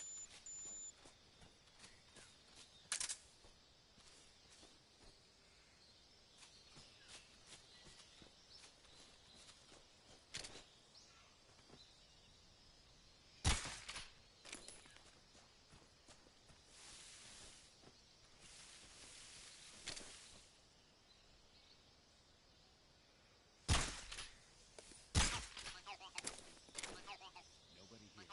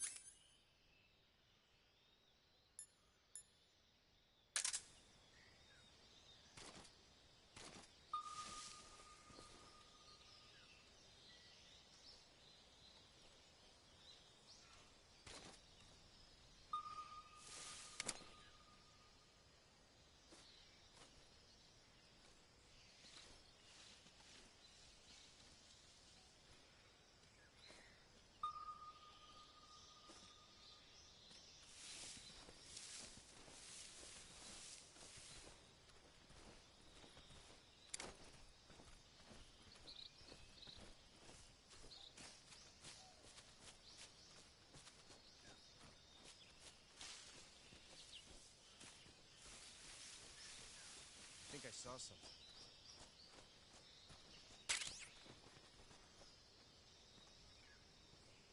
Huh. Guess I'm seeing things.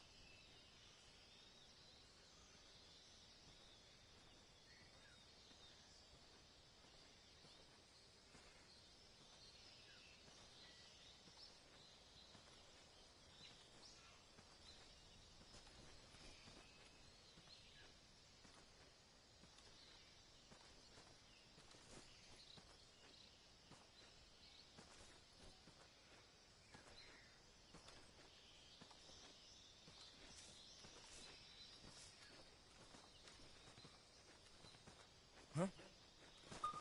Who's that? Radio, we need backup.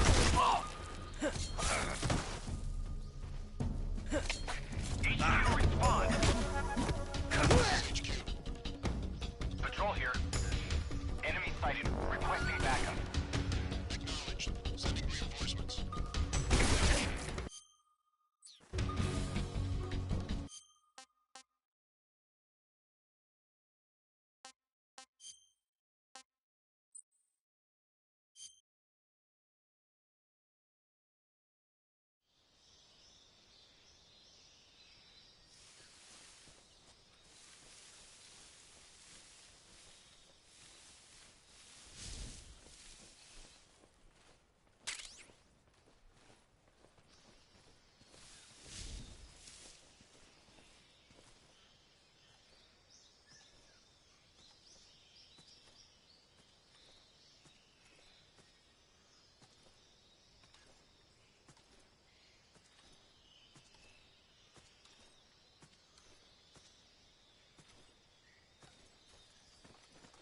Who's that?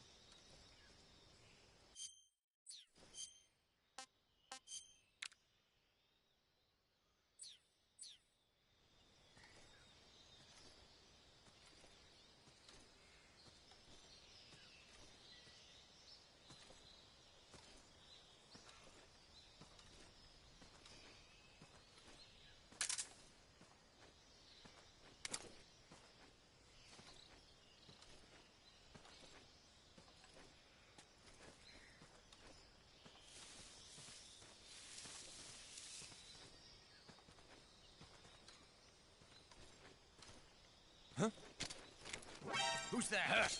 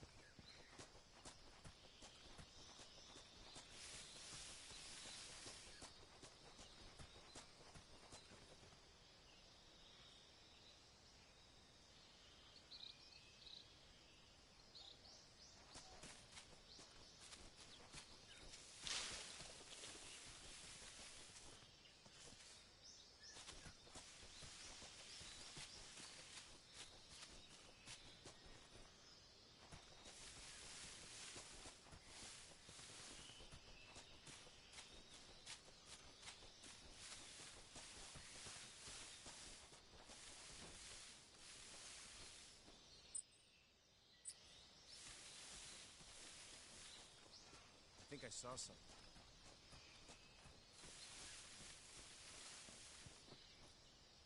Huh.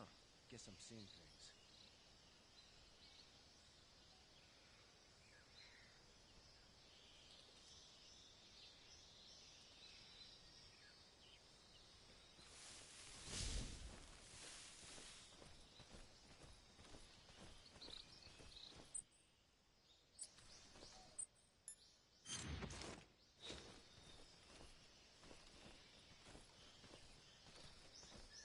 Huh?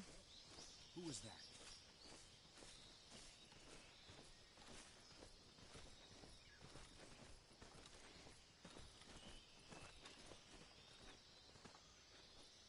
Huh?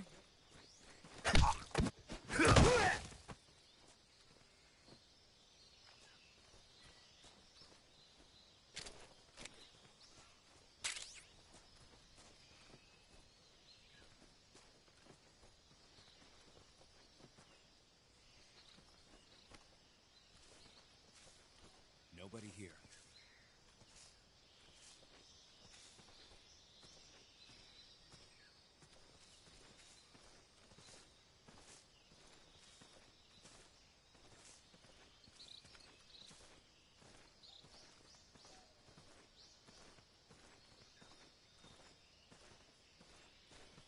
Who's that?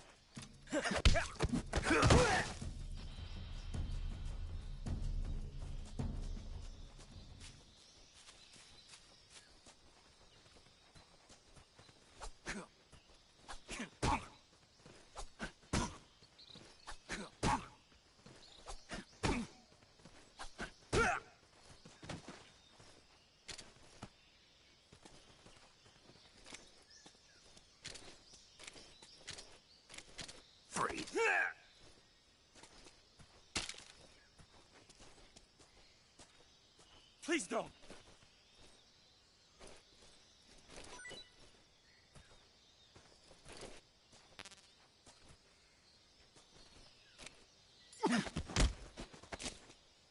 Speak.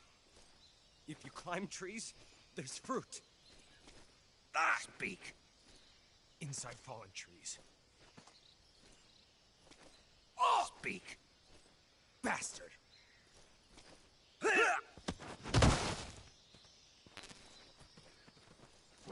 Who's that?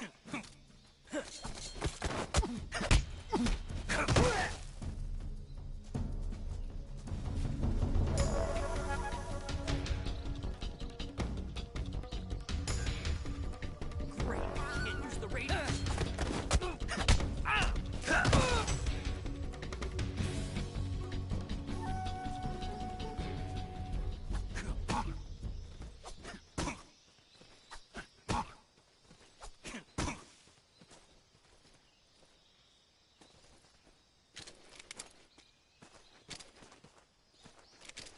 the enemy.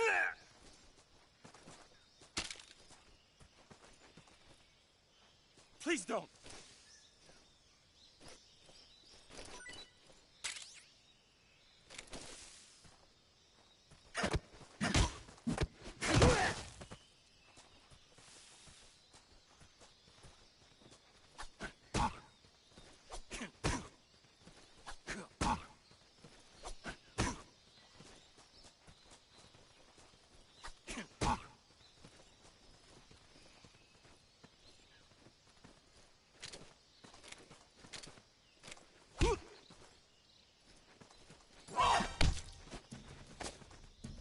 Speak. The crocodiles are ferocious. Speak. Bastard. Speak. The crocodiles are ferocious.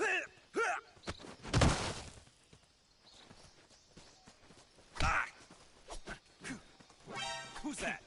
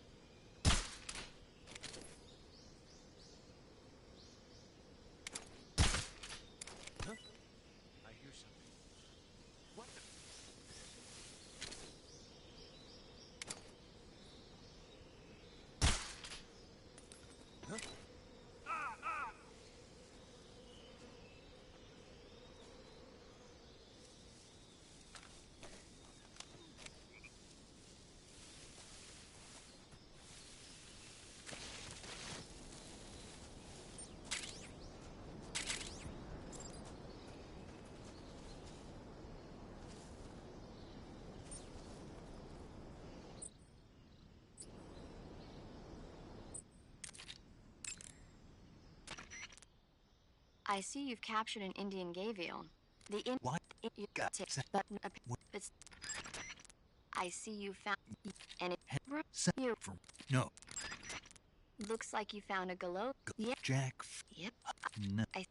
If the galo, if you're Snake, that area should be inhabited by tree frogs. The tree frog is a green frog that's found throughout Asia.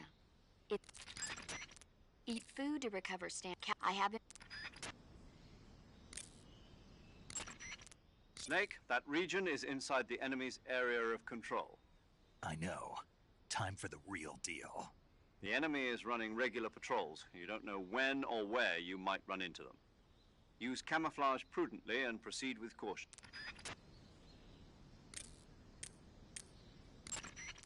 What the hell have you been doing these past 5 years anyway? What's with you all of a sudden?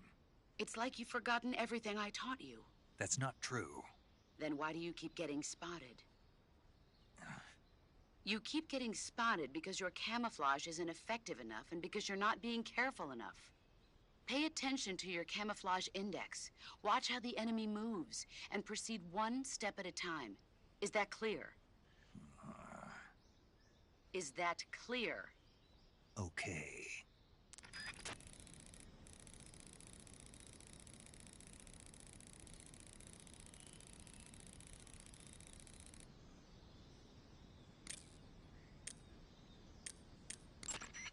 Do you want to save?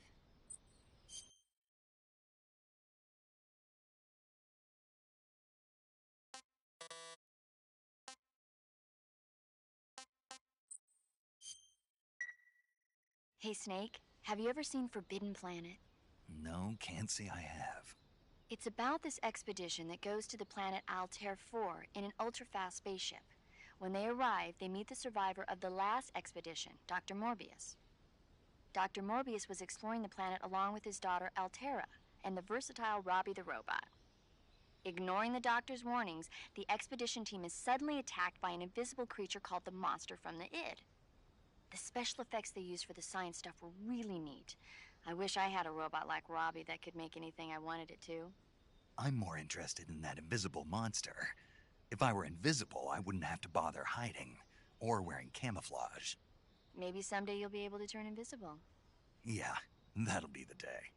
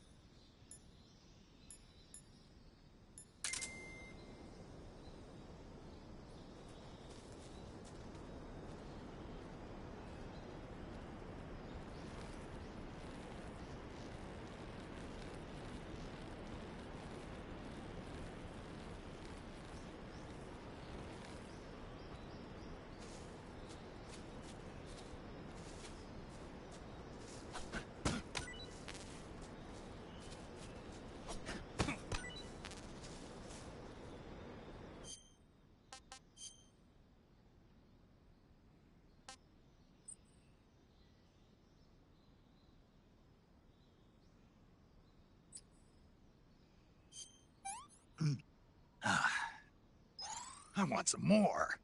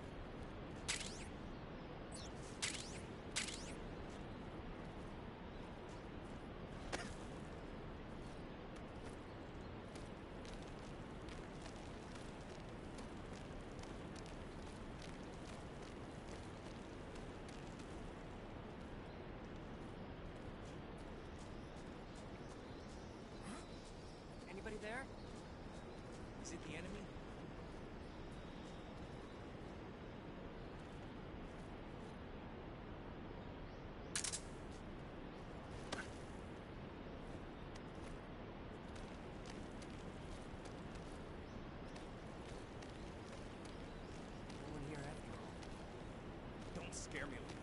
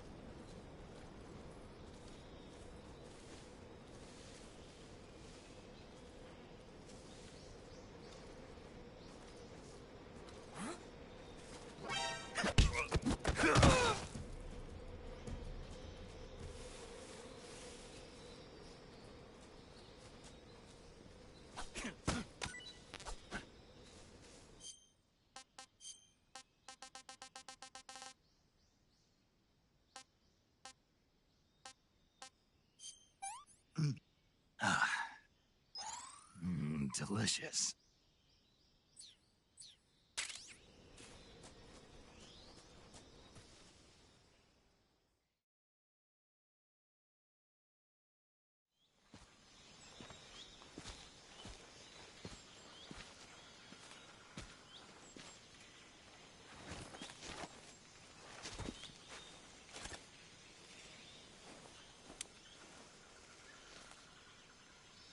Major, I've reached the abandoned factory where Sokolov is supposedly being held. This place is a dump.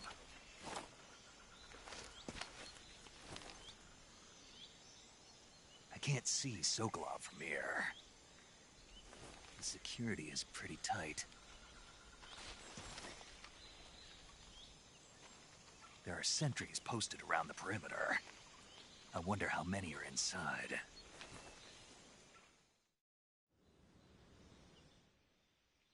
Your objective, Sokolov, is inside the factory. They should be holding him in a room in the northeast section. Northeast section. Got it. Be careful. Your mission is to bring Sokolov back alive. He must not be exposed to any kind of danger. Do not approach Sokolov while in the alert phase. Right. Oh, and one more thing, Snake. You mean there's more? No, it's just that when you get to Sokolov, I want you to tell him something from me. And that is? Sorry for being so late. Is that all? Yes.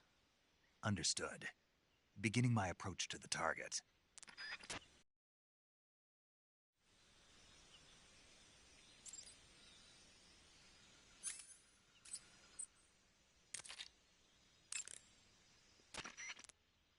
Snake, Sokolov is imprisoned in the northeast area of the factory. Got it. To the northeast. Yes, and don't engage the enemy. The object of this mission is to bring Sokolov back safely and nothing more. Contact Sokolov without being spotted by the enemy and bring him out discreetly. If you must dispose of an enemy, do it with the tranquilizer gun. To take a rest, all you have to do is save and exit the game. The next time you load your save data and continue the game, your stamina and life will have recovered. How much they recover depends on how long of a rest you take. So the longer I rest, the more I'll recover. That's right. If you're so exhausted that you don't even have the strength to find food, save the game and take a rest and you'll be back on your feet. I hope that never happens. So do I. But you never know. Just don't forget, okay? I won't.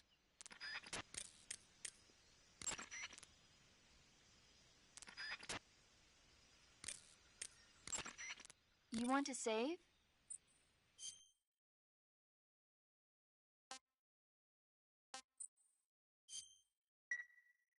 Snake, have you seen Earth versus the Spider? Nope. It's about this spider that suddenly mutates into a giant monster. They bring it into the city in a state of hibernation, but it wakes up and starts wrecking the place. So why did the spider turn huge?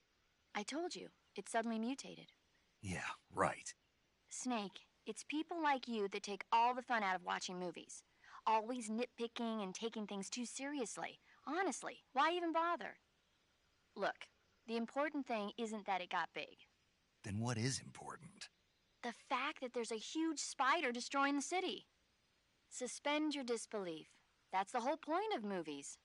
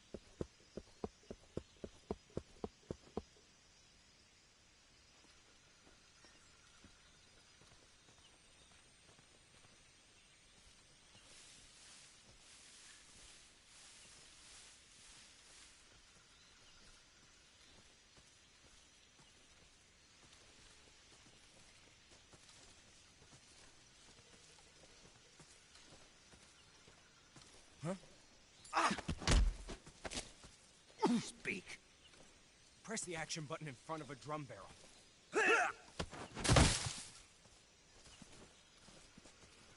Who's that?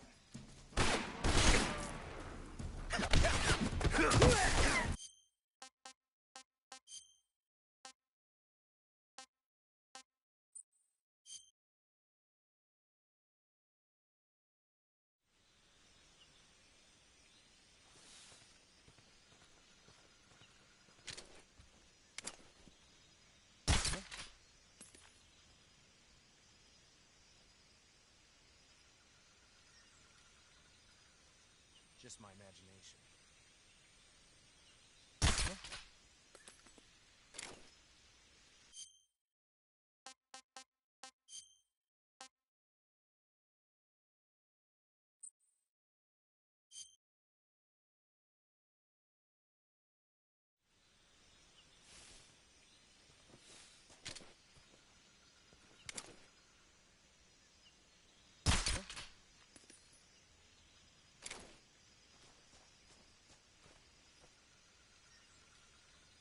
Just my imagination.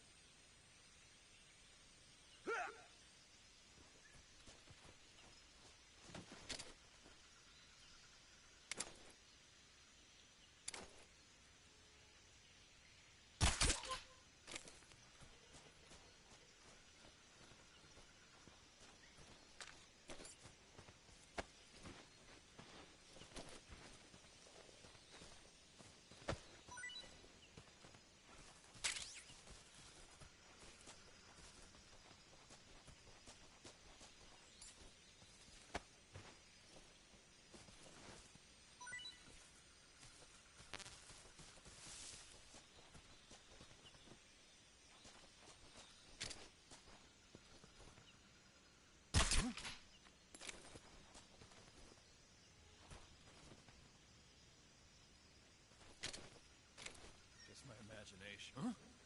What was that?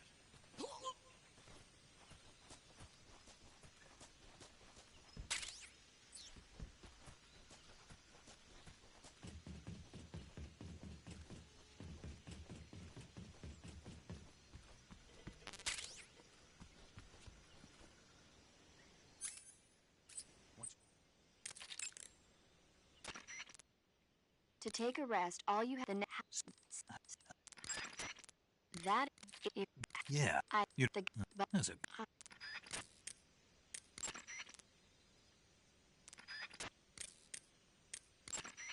Snake? Got it. Yeah, you must... Snake, I recommend against... If it... Hold... What's wrong?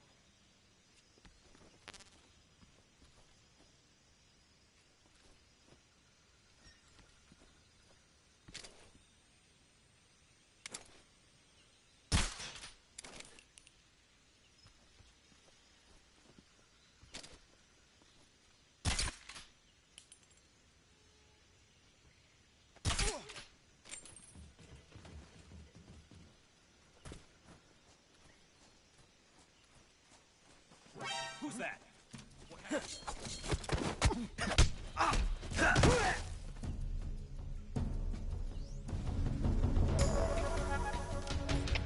HQ. This is HQ. Patrol here. Enemy sighted. Requesting backup. Acknowledged. Sending reinforcements.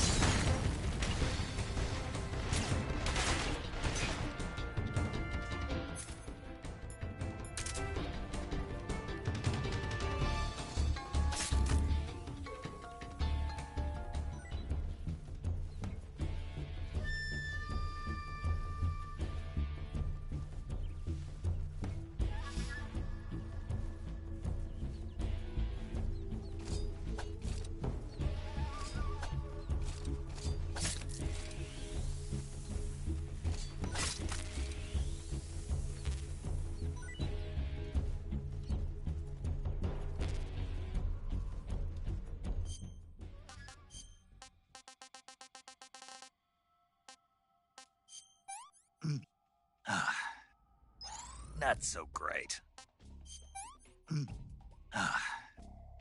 I'm full. What's wrong?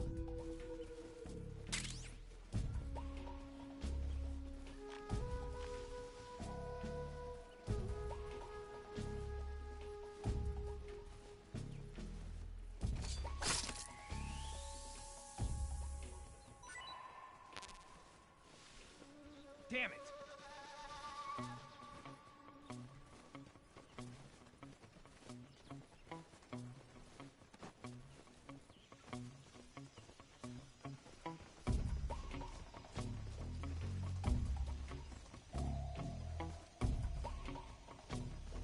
Huh? Is somebody there?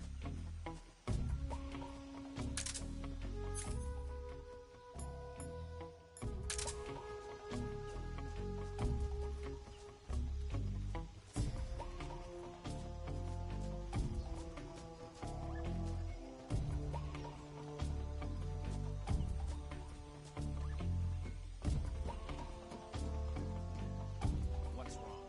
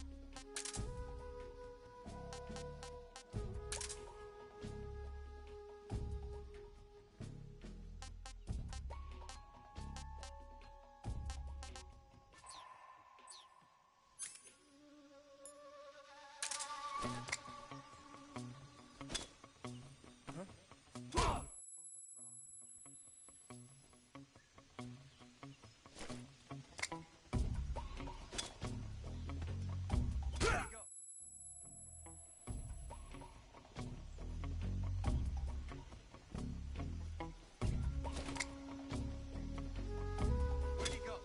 Huh? What's wrong?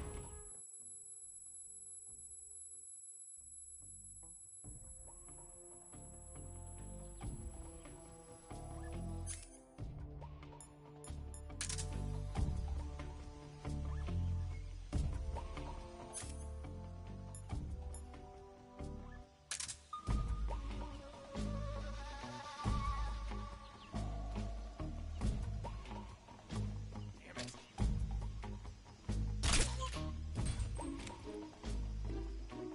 What's wrong?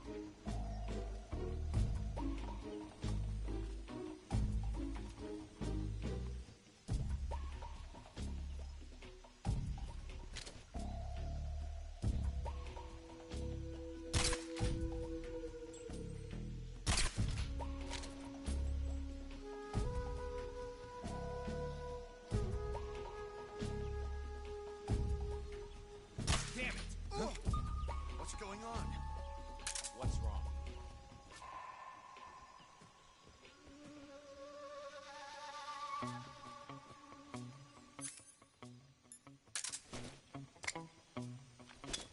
What's wrong?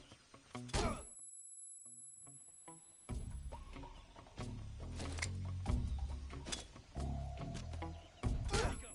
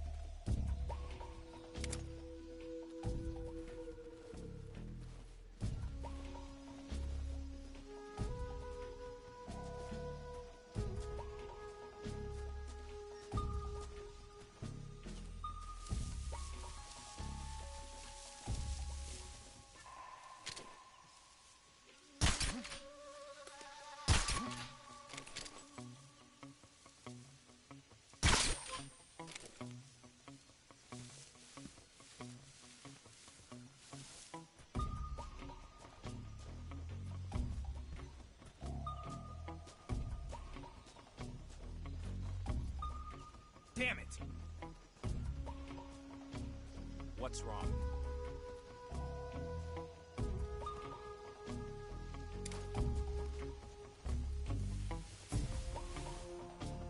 Damn it. What's wrong?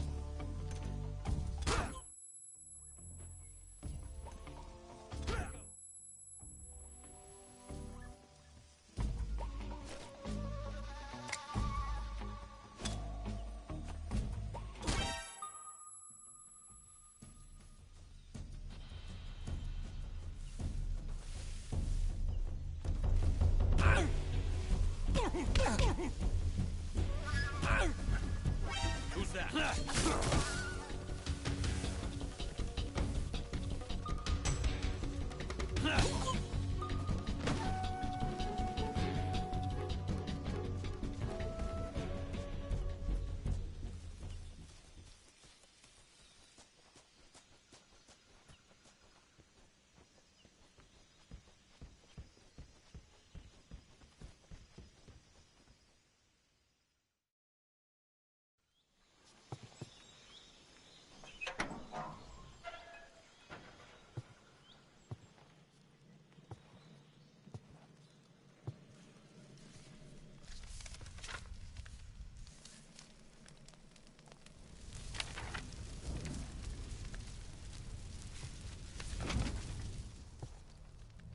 You must be Sokolov.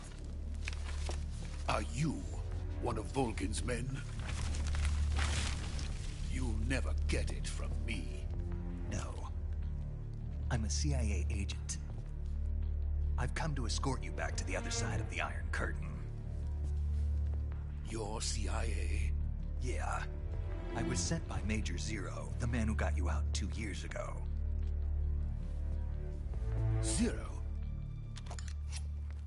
I have a message from him. What is it? He said to tell you sorry for being so late.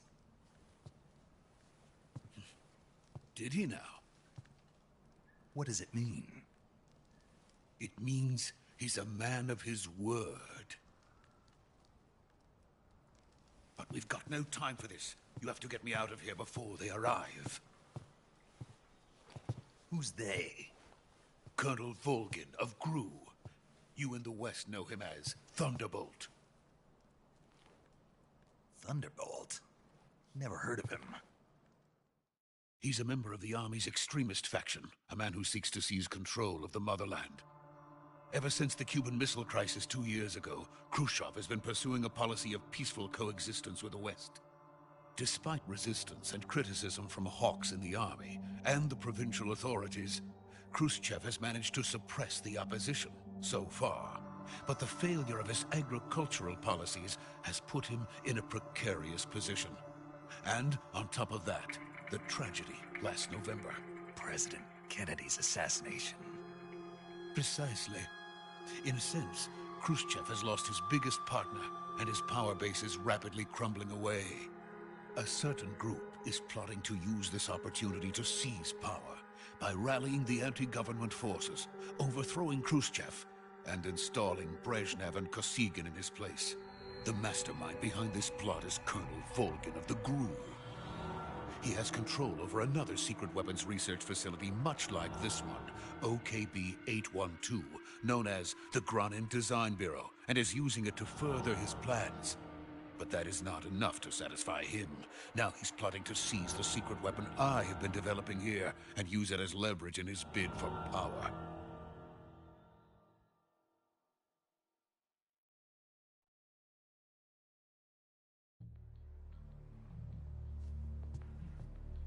The intelligence says that they are going to make their move during the test.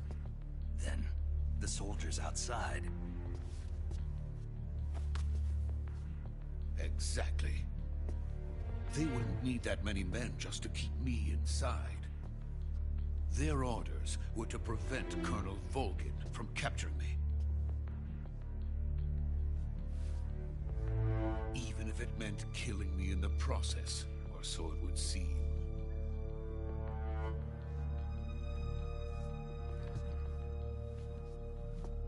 Volgin will come, I'm sure of it. You must get me out of here before then. Leave it to me. By the way, your Russian is superb. Where did you learn to speak it? From my mentor. Is that so? America's truly a frightening country. Having second thoughts? No. I have no love for this place. Let's go.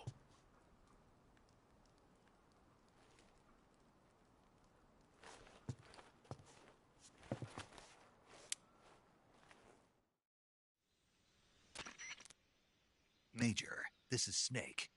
Sokolov is safe with me. He's doing fine. No injuries. Good work, Snake. Now hurry up and get Sokolov to the recovery point. We'll rendezvous with you there. Roger. What about the sentries? I managed to get past them. I see. What about the boss? We lost contact with the boss some time ago. What happened? It's probably just a weak signal. Just hurry and get Sokolov out of there.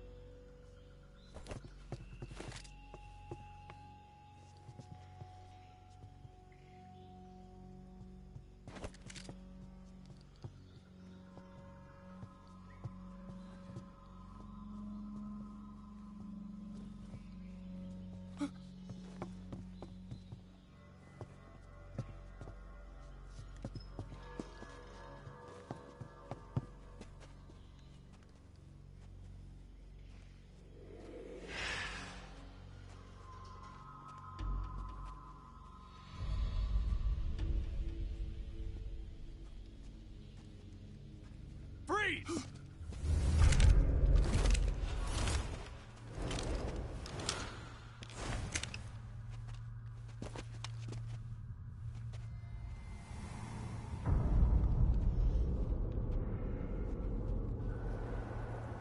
So this is the legendary boss. Huh?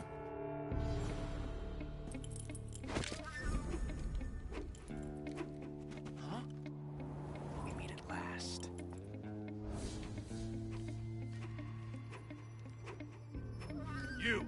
You're from the Ocelot unit of Spetsnaz. Huh. What's a crew soldier doing here? Soldier?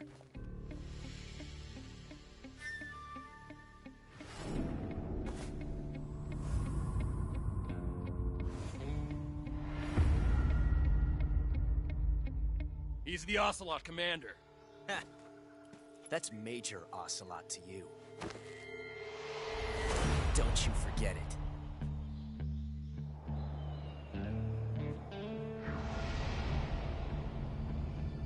Sokolov is ours.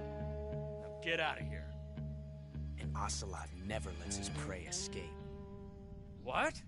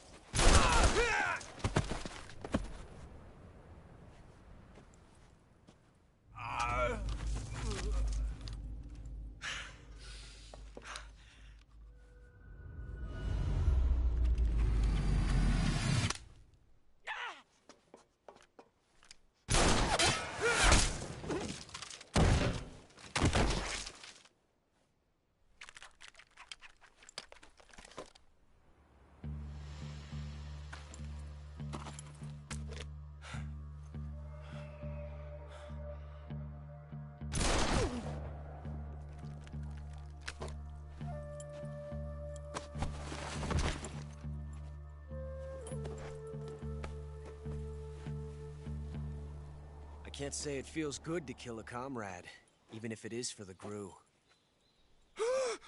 Sokolov, take cover. Huh.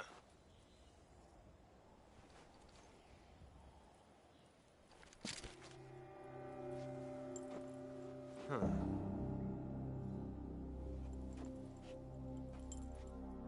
You're not the boss, are you?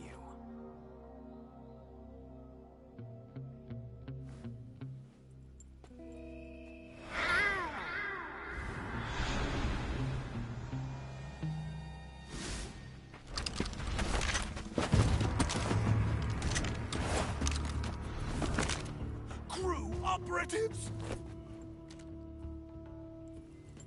What is that stance? Huh. That gun.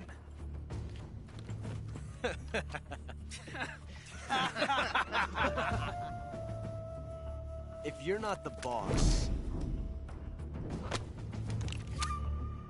then die.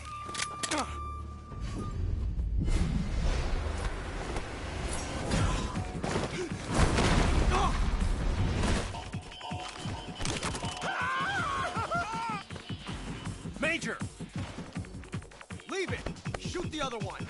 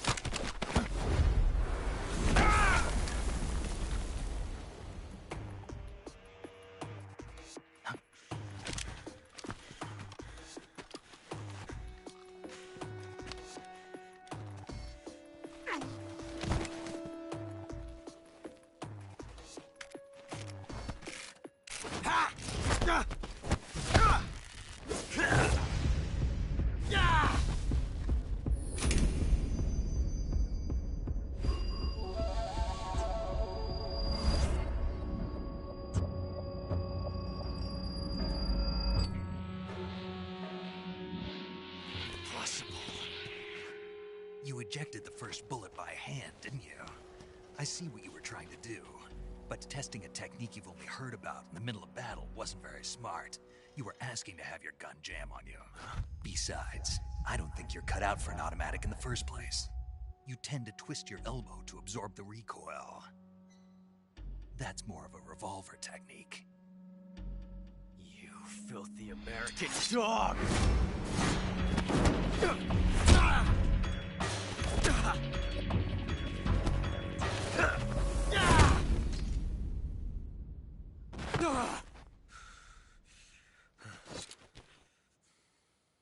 But that was some fancy shooting.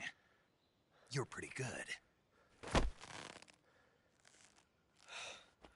Pretty good.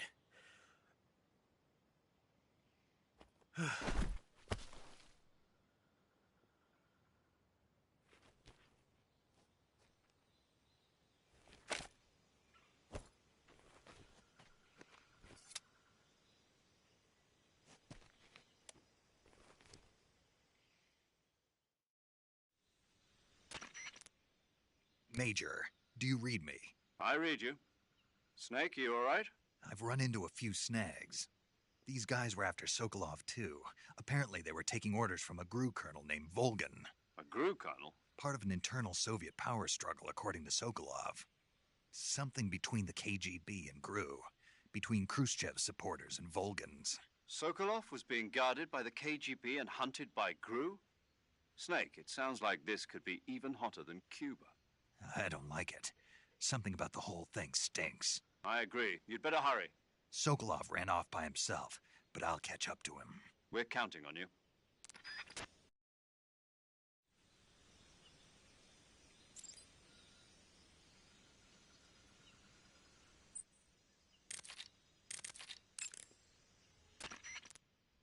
Snake, stay alert. The KGB and GRU... Never let the... Get Sokolov... You want to save?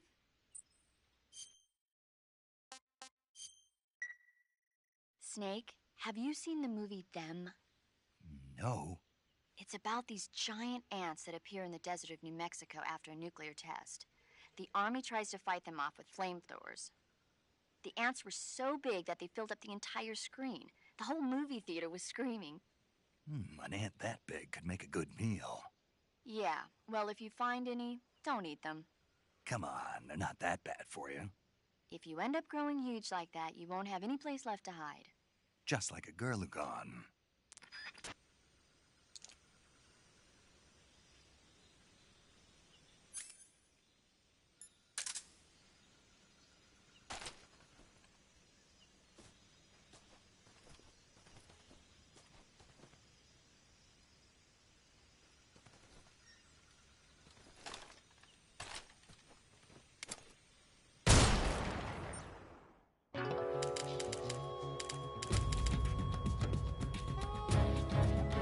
Created a time paradox.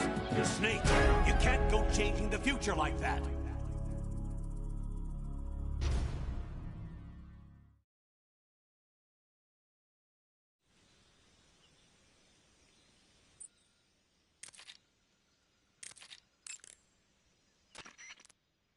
I see you caught yourself a rat. The rats in that area are the descendants of wild Norway rats that were domesticated by humans as pets and lab animals. They're not poisonous, and I don't think they'll attack you, but they're quick little creatures, so you might have a hard time catching one. Uh-huh. So how do they taste? Snake? What? They're rats. I know what they are. Do they taste okay? The guide says they're not that bad. Good enough for me. Ugh. By the way, Snake. What? What was that little lecture back there? Lecture? You were instructing the GRU commander, weren't you? Something about the first round or his hand? Yeah. What was that supposed to mean? Well, whenever he put a new clip in his gun, he'd always load the first round by hand, whether there was a round left in the chamber or not. It's a technique they teach in the Middle East. By making sure there's always a round in the chamber, you eliminate the risk of pulling the trigger with nothing to fire. He must have heard about it from someone or read it somewhere. In any case, he probably wanted to try it out for himself. And he was obviously motivated by vanity to show off his new technique. That's when you make mistakes. The battlefield is an unforgiving place. The only techniques you can rely on are the ones you've mastered through experience and practice. Uh-huh. And what were you saying about him being more suited to revolvers? When he fired, he was bending his elbow sharply to avoid the recoil. It looked like he wasn't aware he was doing it, but that habit can be either a fatal flaw or a gift. What do you mean? Automatic weapons use recoil to operate, so if you don't let the recoil hit you, it interferes with the operating cycle of the gun. Basically, he shouldn't be trying to avoid the impact like that. But with a revolver, there's no need to let the recoil hit you. Just the opposite. Avoiding the recoil lets you reduce the strain on your hand and arm. That kid might just be handy with a high-caliber revolver. Handy? Are you listening to yourself? What do you mean? He's the enemy. Why are you giving him advice? Snake. I don't know. For some reason, I couldn't help but point it out to him. Snake, are you all right? Yeah.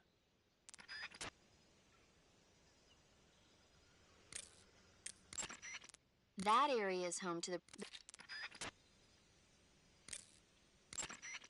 Snake, stay alert. The KGB and GRU both have their sights set on Sokolov. GRU is a military espionage outfit, the intelligence wing of the Soviet Defense Ministry's General Staff Office.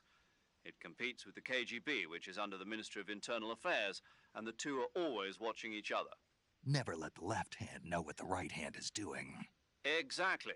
Now, added to that rivalry, there's a vicious power struggle going on between the Khrushchev faction and the anti-Khrushchev faction. So Khrushchev is using the KGB, and Volgin and the anti-Khrushchev forces are using the GRU? That's the idea. The two factions are fighting over Sokolov. We're in an extremely dangerous situation here. Yeah, I'm aware of that. Get Sokolov out of there safely. He must not be turned over to the KGB or to the GRU. Sokolov took off in the direction of the rope bridge. Get after him. Hurry! Major, have you been able to contact the boss? No. You really think it's bad reception? We're looking into it. Major. Snake, you've got more important things to worry about than contacting the boss. Right now, Sokolov is out there wandering around the jungle alone.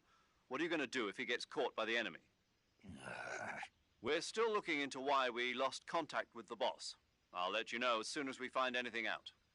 In the meantime, it's your job to find Sokolov and get him to safety. Got it? Major, do you know anything about this GRU colonel Sokolov was talking about? Yes. Who is he? A most dangerous man indeed. His name is Yevgeny Borisovich Volgin. His code name in the West is Thunderbolt. He's gained a reputation as the most brutal and cold-blooded of the Soviet spy masters. During the war, Volgin was assigned to the domestic branch of the NKVD. He was stationed in the rear of the Soviet line to catch and punish any troops who tried to retreat or desert. He's also notorious for his accomplishments in anti-guerrilla operations in the Ukraine and the Baltic states. Apparently, he likes to boast that he disposed of over 100,000 anti-communists. We also know that he was instrumental in putting down the 1953 insurrection in East Germany and the 1956 uprising in Hungary. He is truly a fearsome man. There's no telling what he might be plotting. Be careful. I will. Major, what's this Granin Design Bureau Sokolov was talking about? OKB-812. It's the same type of top-secret facility as Sokolov's own OKB-754. The director is a man by the name of Alexander Leonovich Granin. He's Sokolov's arch-rival, and the two have competed fiercely against each other since the days of the war. To hear Sokolov tell it, though, the rivalry was really all in Granin's head. In any case, Granin seems to harbor an unusually intense hatred for Sokolov. Knowing that Sokolov was protected under the aegis of Khrushchev, Granin threw in his lot with Volgin, the vanguard of the anti-Khrushchev movement. Apparently, Granin meant to use the funds provided by these opposition forces in order to defeat his old foe.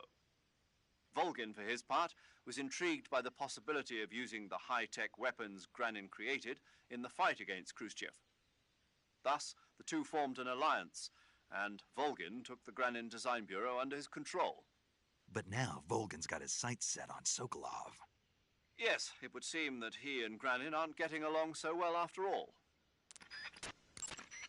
Snake, use the survival viewer to pick your camouflage, treat wounds, and eat food. Ask the boss or paramedic about the details. Snake, there are rats living in that area. The rats in that area are the descendants of wild... They're not but they're quick little creatures.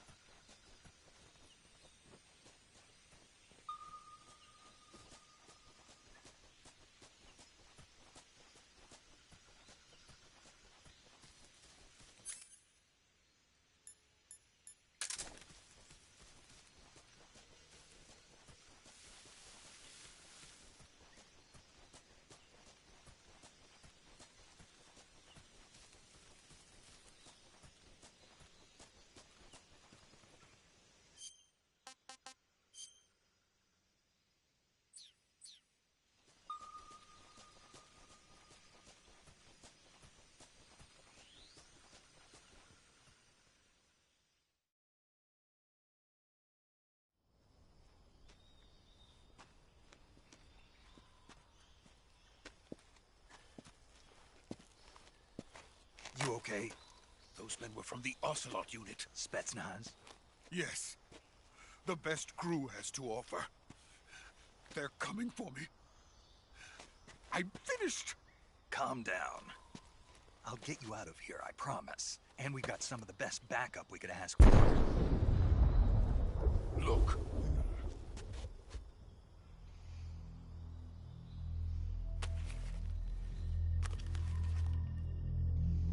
That's what they were making you build? Yes. The Shagohod. The dreaded behemoth. A tank capable of launching nuclear IRBMs. It can launch nuclear missiles from that kind of terrain? Oh, yes. And without support from friendly units. A nuclear-equipped tank capable of operating solo.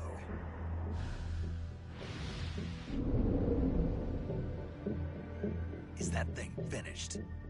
No. This is only the end of Phase 1. It won't be truly finished until we complete Phase 2. Phase 2? The weapon's true form. If it is completed and the Colonel gets his hands on it, it will mean the end of the Cold War. The end of the Cold War? Yes. And then the Age of Fear will truly begin. A world war? I had no choice but to cooperate. I didn't want to die. I wanted to see my wife and child again in America. Please, take me to America, quickly. They cannot complete it without my help. Got it. Let's go.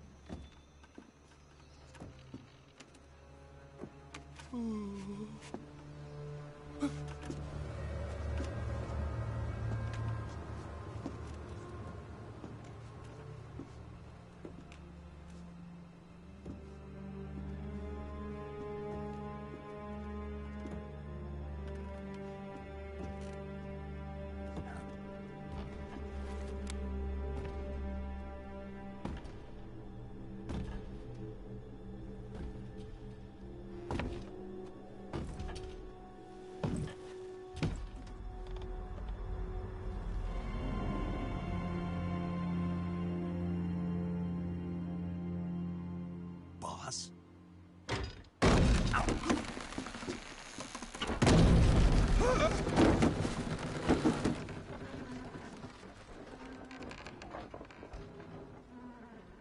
Good work, Jack. What are you doing here? Sokolov comes with me.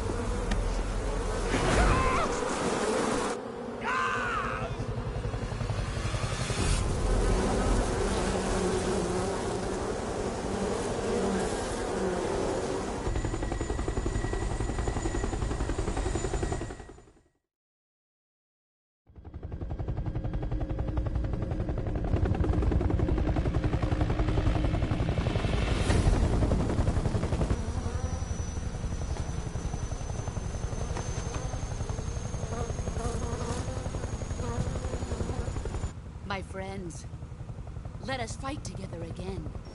I have waited long for this day. We will fight with you once more. Welcome back, boss. Now that all 5 of us are together, it's time we go to the depths of hell itself.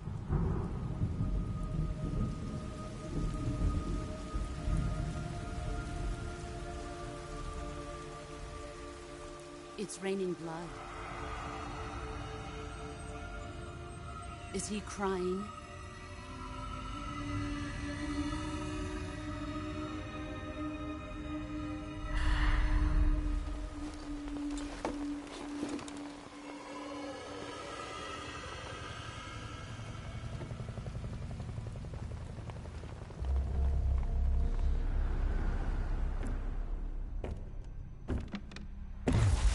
Kuwabara, Kuwabara.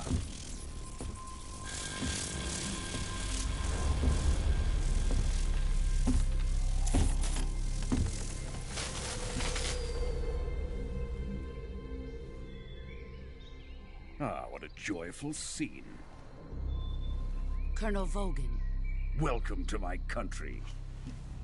And to my unit.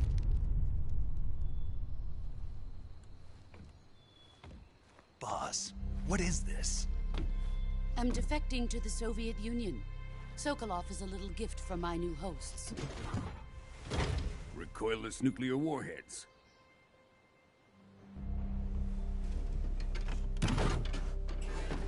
These will make a fine gift for me. This can't be happening. Who is he? Another one of your disciples? Are we taking him with us? No, this one is still just a child. Too pure for us Cobras. He has not yet found an emotion to carry into battle. What are you talking about? Think you can pull the trigger?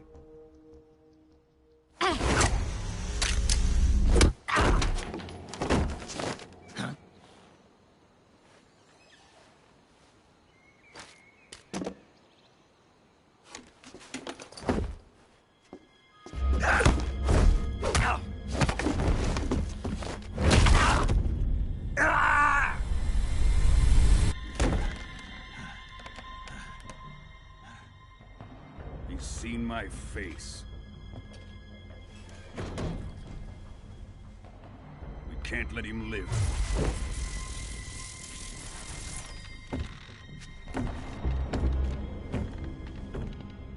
If Khrushchev finds out about this, we're finished.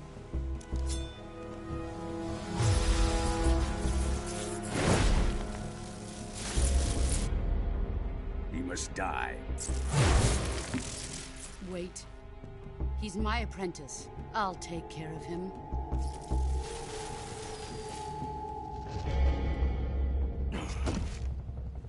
Jack, you can't come with us.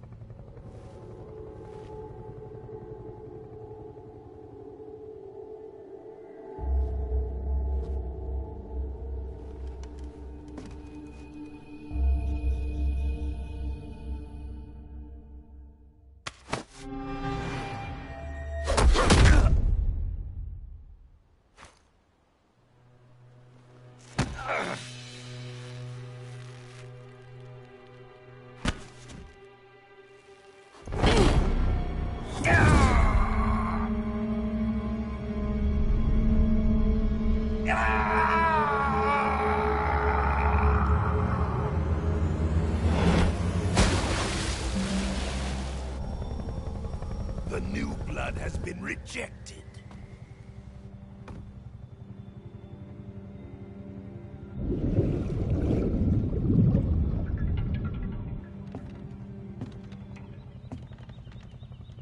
Are we done here?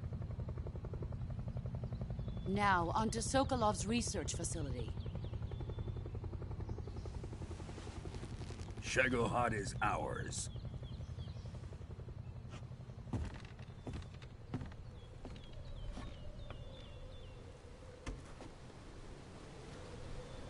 Drift away. My place is with them now.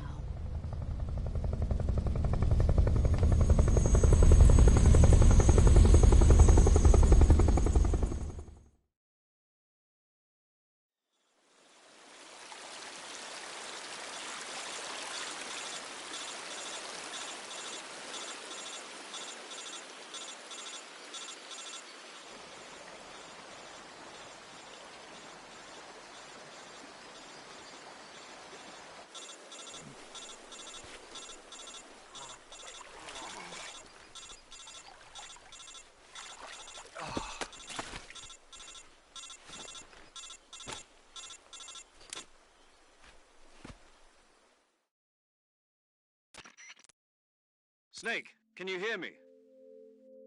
Yeah. Just barely. Snake, listen to me. You need emergency medical treatment. Can you move? got to get those wounds treated. Hang in there. All right, let's get you fixed up. Paramedic? Okay, Snake. Just relax and it'll all be over before you know it. Stay with me. I've seen people in worse shape before. Think you can handle it? Major. The boss. She's defected. We'll talk about that later. First, we've got to get you patched up. Okay, here we go. First, open the Survival Viewer with the Survival Viewer button. If you select Cure, you can start the treatment. Healing is divided into 2 types of treatment: medicine and surgical procedures. Your injuries include a fractured left elbow and rib bone, and lacerations on your upper arms, right elbow, and abdomen. They need to be fixed using surgical treatment.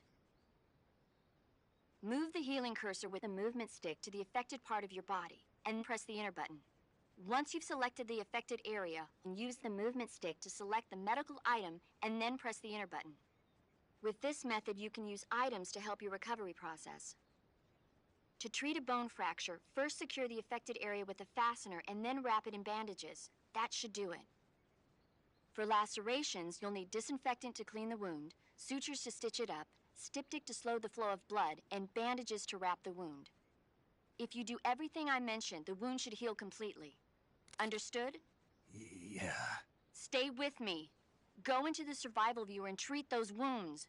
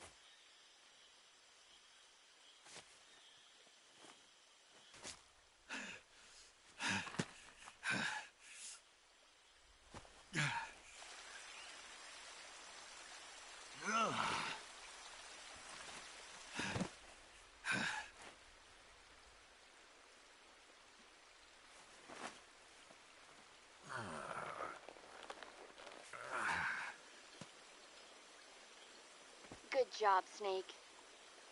We're coming to get you now. Just stay where you are. We'll drop a recovery balloon.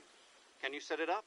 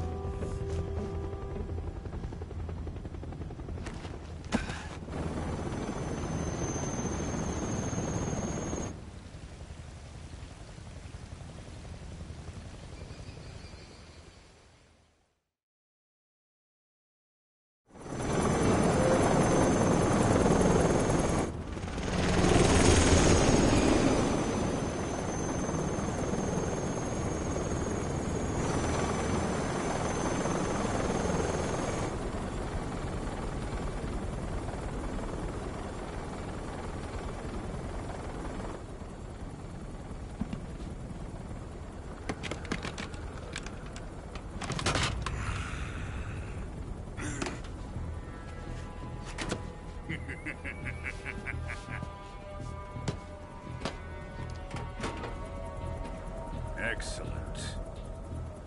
A great success. Thanks to the boss and her cobras, I have both Sokolov and the Shagohod.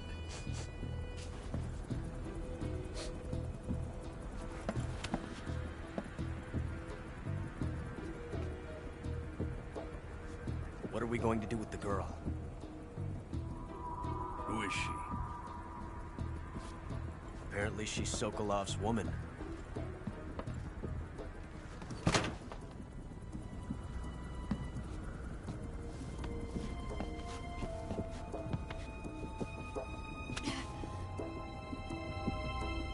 She's a nice catch. I'll take her. Not so fast, my dear.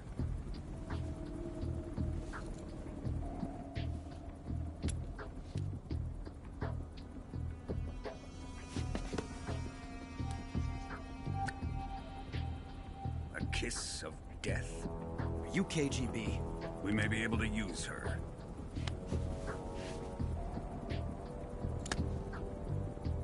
She has spunk.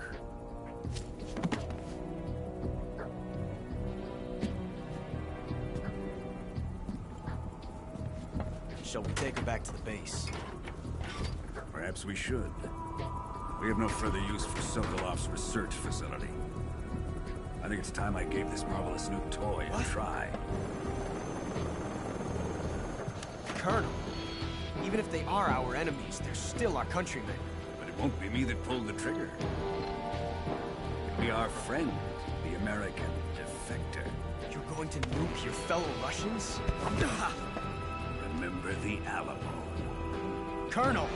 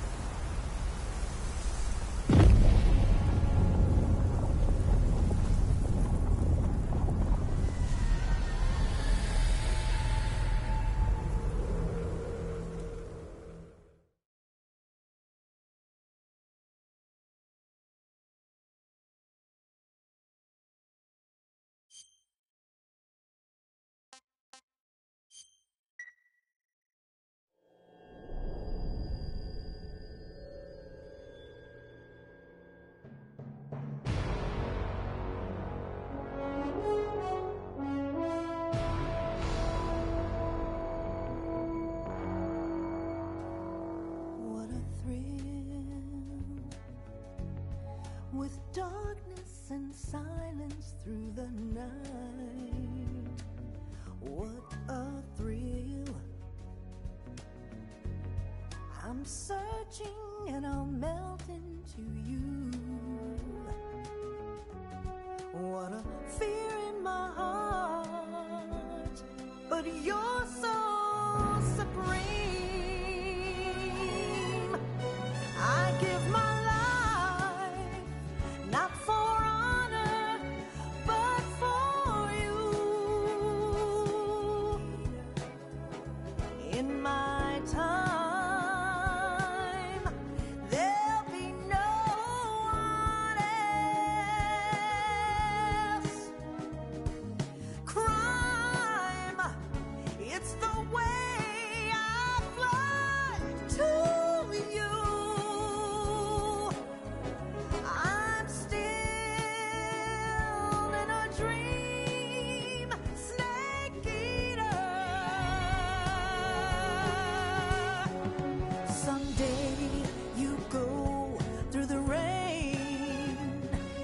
Someday you'll feed on a tree frog.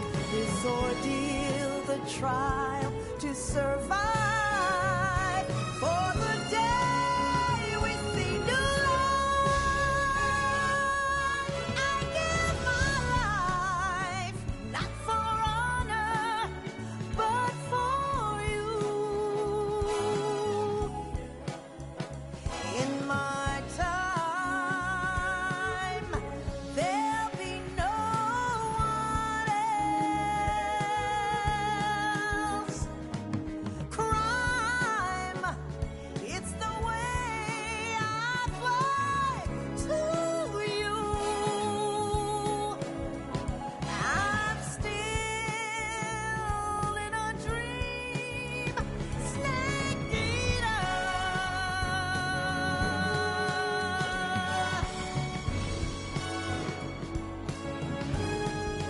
I'm still in a dream, Snake Eater.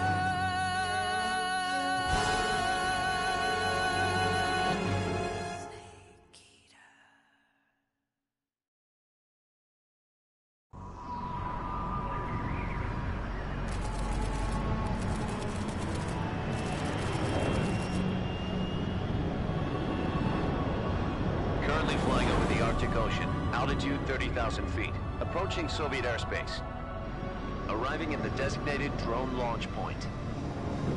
Drone oil pressure and voltage are nominal. Payload oxygen supply is nominal. Power supply to payload antifreeze system shows no problems. No gusts. All systems go for drone detachment. Snake, we can't risk a halo jump this time around. Airspace security has gotten tighter since we were last here.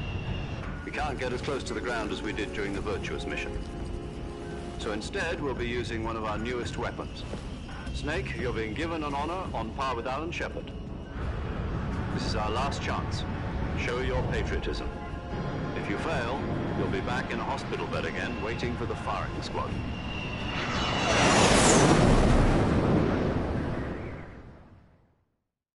So how does it feel to be a patient in one of the most advanced ICUs in the world? Would you do me a favor and tell the suits about visiting hours? I'll never get better with them assaulting me day and night with their questions. Must be part of the top brass's inquiry. More like an interrogation. According to them, I'm a traitor and an accomplice to the boss's defection. They're just looking for a scapegoat. Does that mean they're after you, too? Let's just say neither one of us is going to be made a national hero out of this. Does this mean Fox is going to die? No. This Fox is still one step ahead of the Hounds. The reason I came to see you today, Jack, it's time for Fox to clear its name. What are you talking about? The situation has changed. We've still got a chance to come out of this one alive. Yeah, what kind of chance? Don't get too excited. Here, have a cigar. It's Cuban.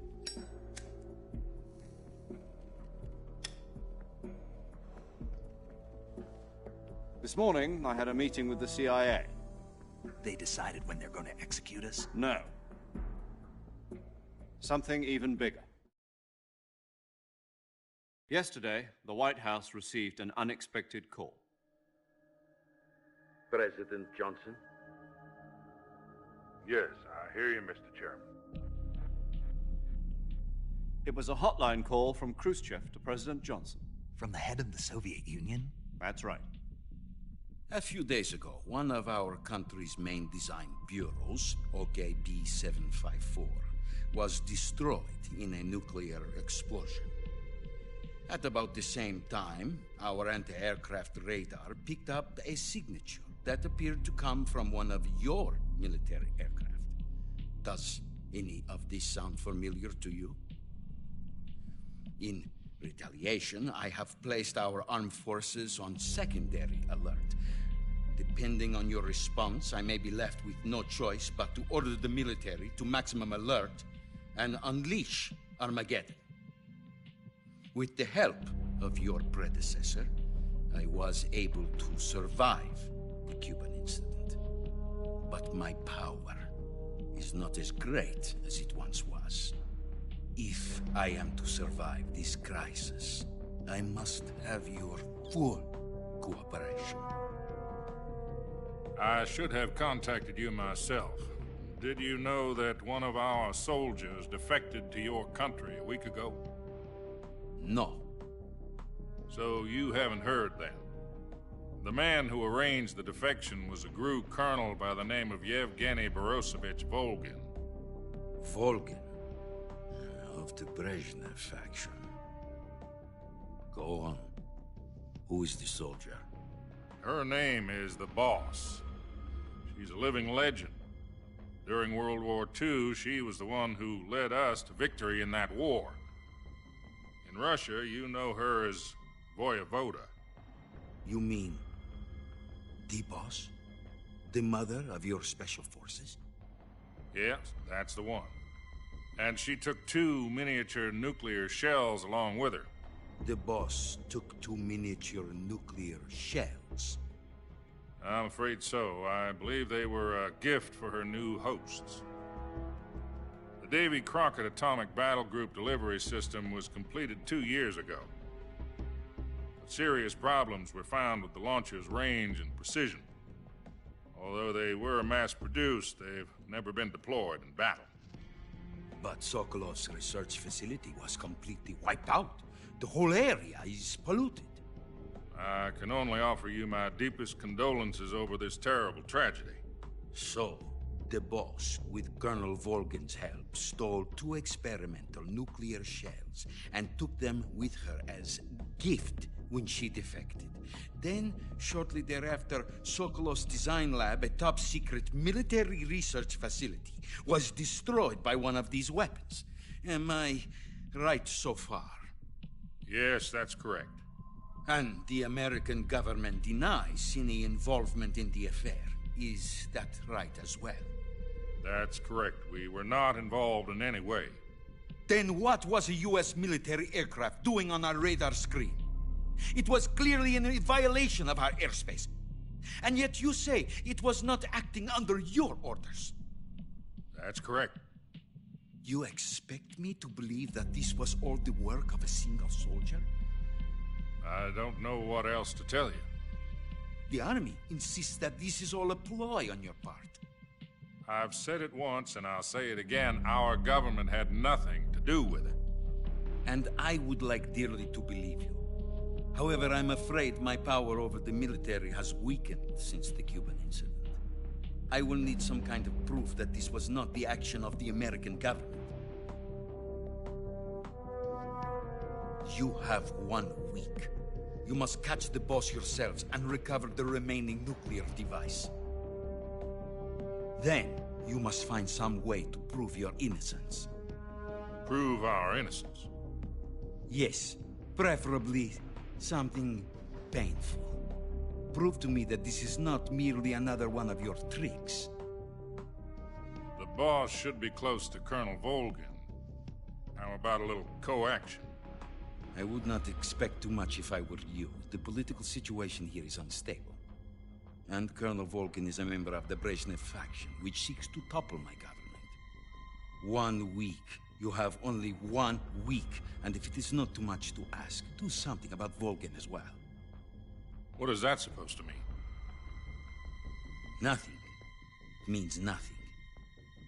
Call it a modest gentleman's agreement to ensure our continued relationship.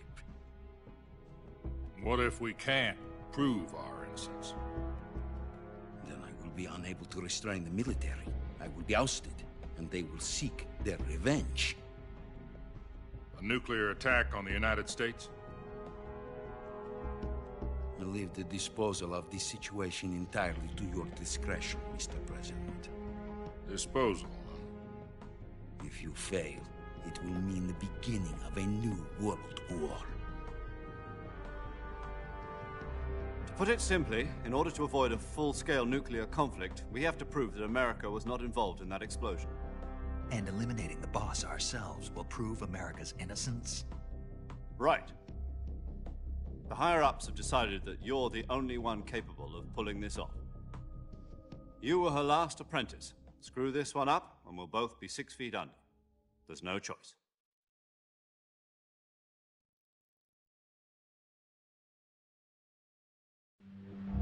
Are the Russians going to be helping us? KGB has promised to lend us one of their communications satellites so that you and I can talk to each other. That's it? They've also put us in touch with a couple of insiders. Insiders? There was a defection in September 1960. Do you remember it? You mean the two NSA codebreakers who went over to the Soviet Union? Precisely.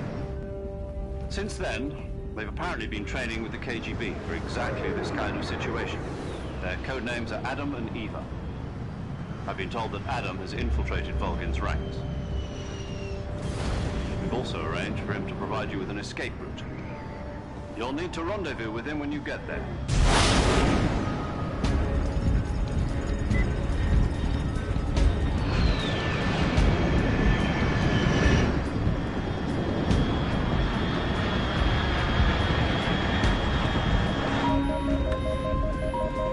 Control, unidentified aircraft detected. Altitude 30,000 feet.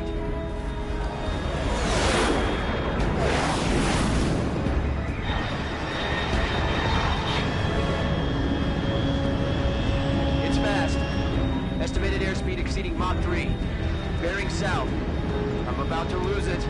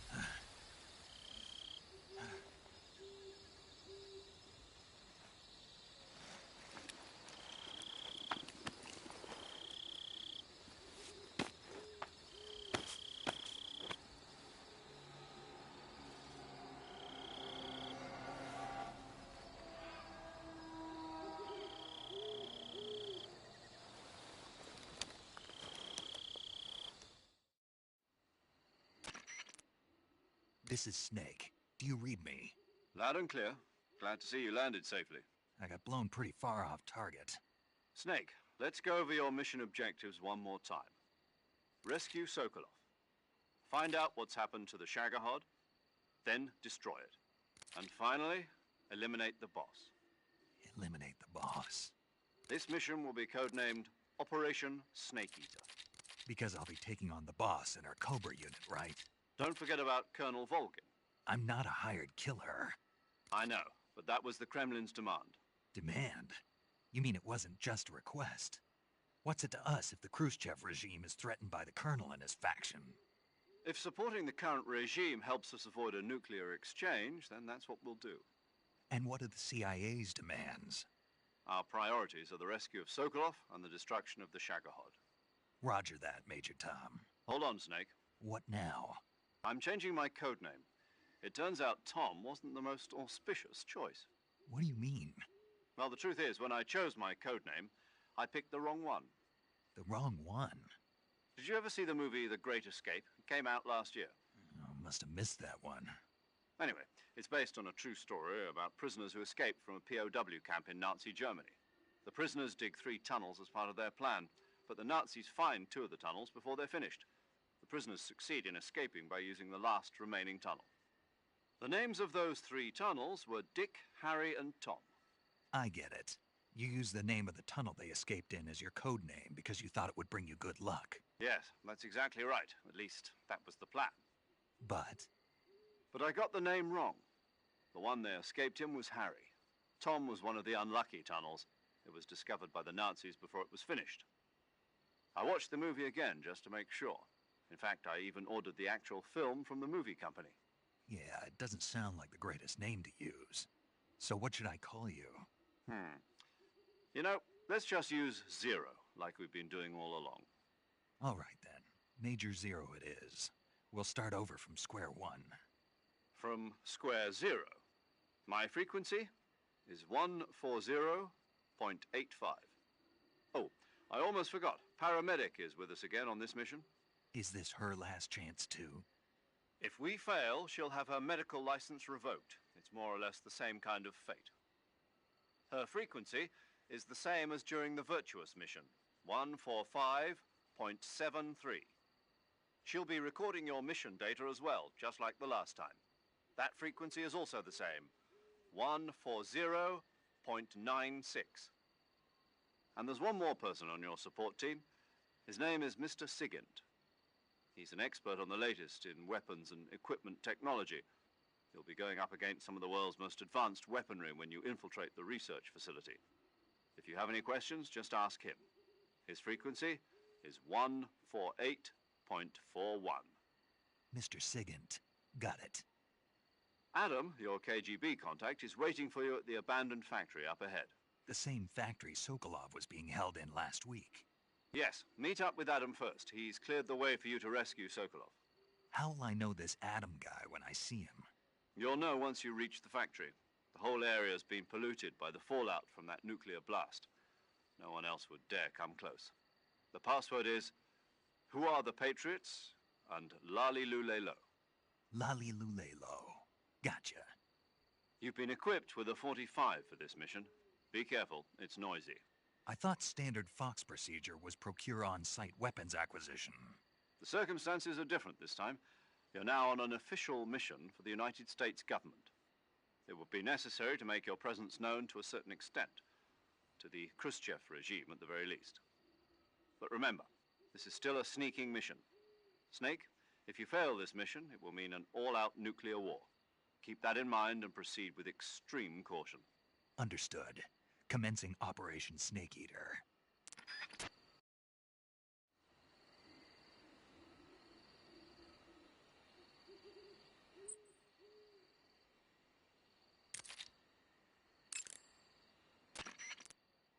Paramedic.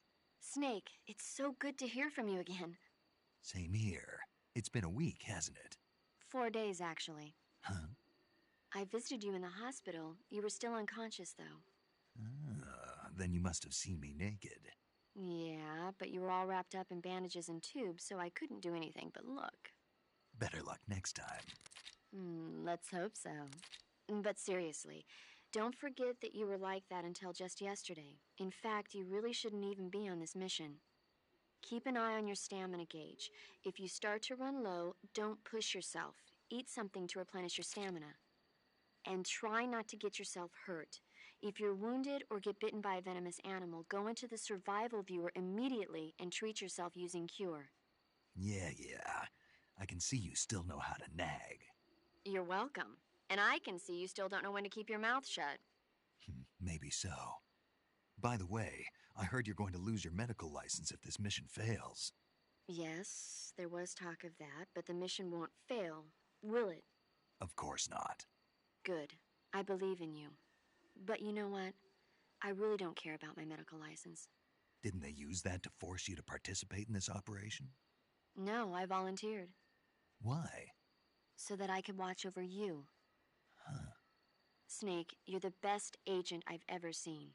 But you push yourself too hard. You're reckless. Someone has to stop you from getting into trouble, to make sure you and the boss don't kill each other. So that's why I volunteered. I mean, you couldn't ask for a better guardian angel than me, right? Thanks. Stop right there. Huh? You can thank me when you get back. All right.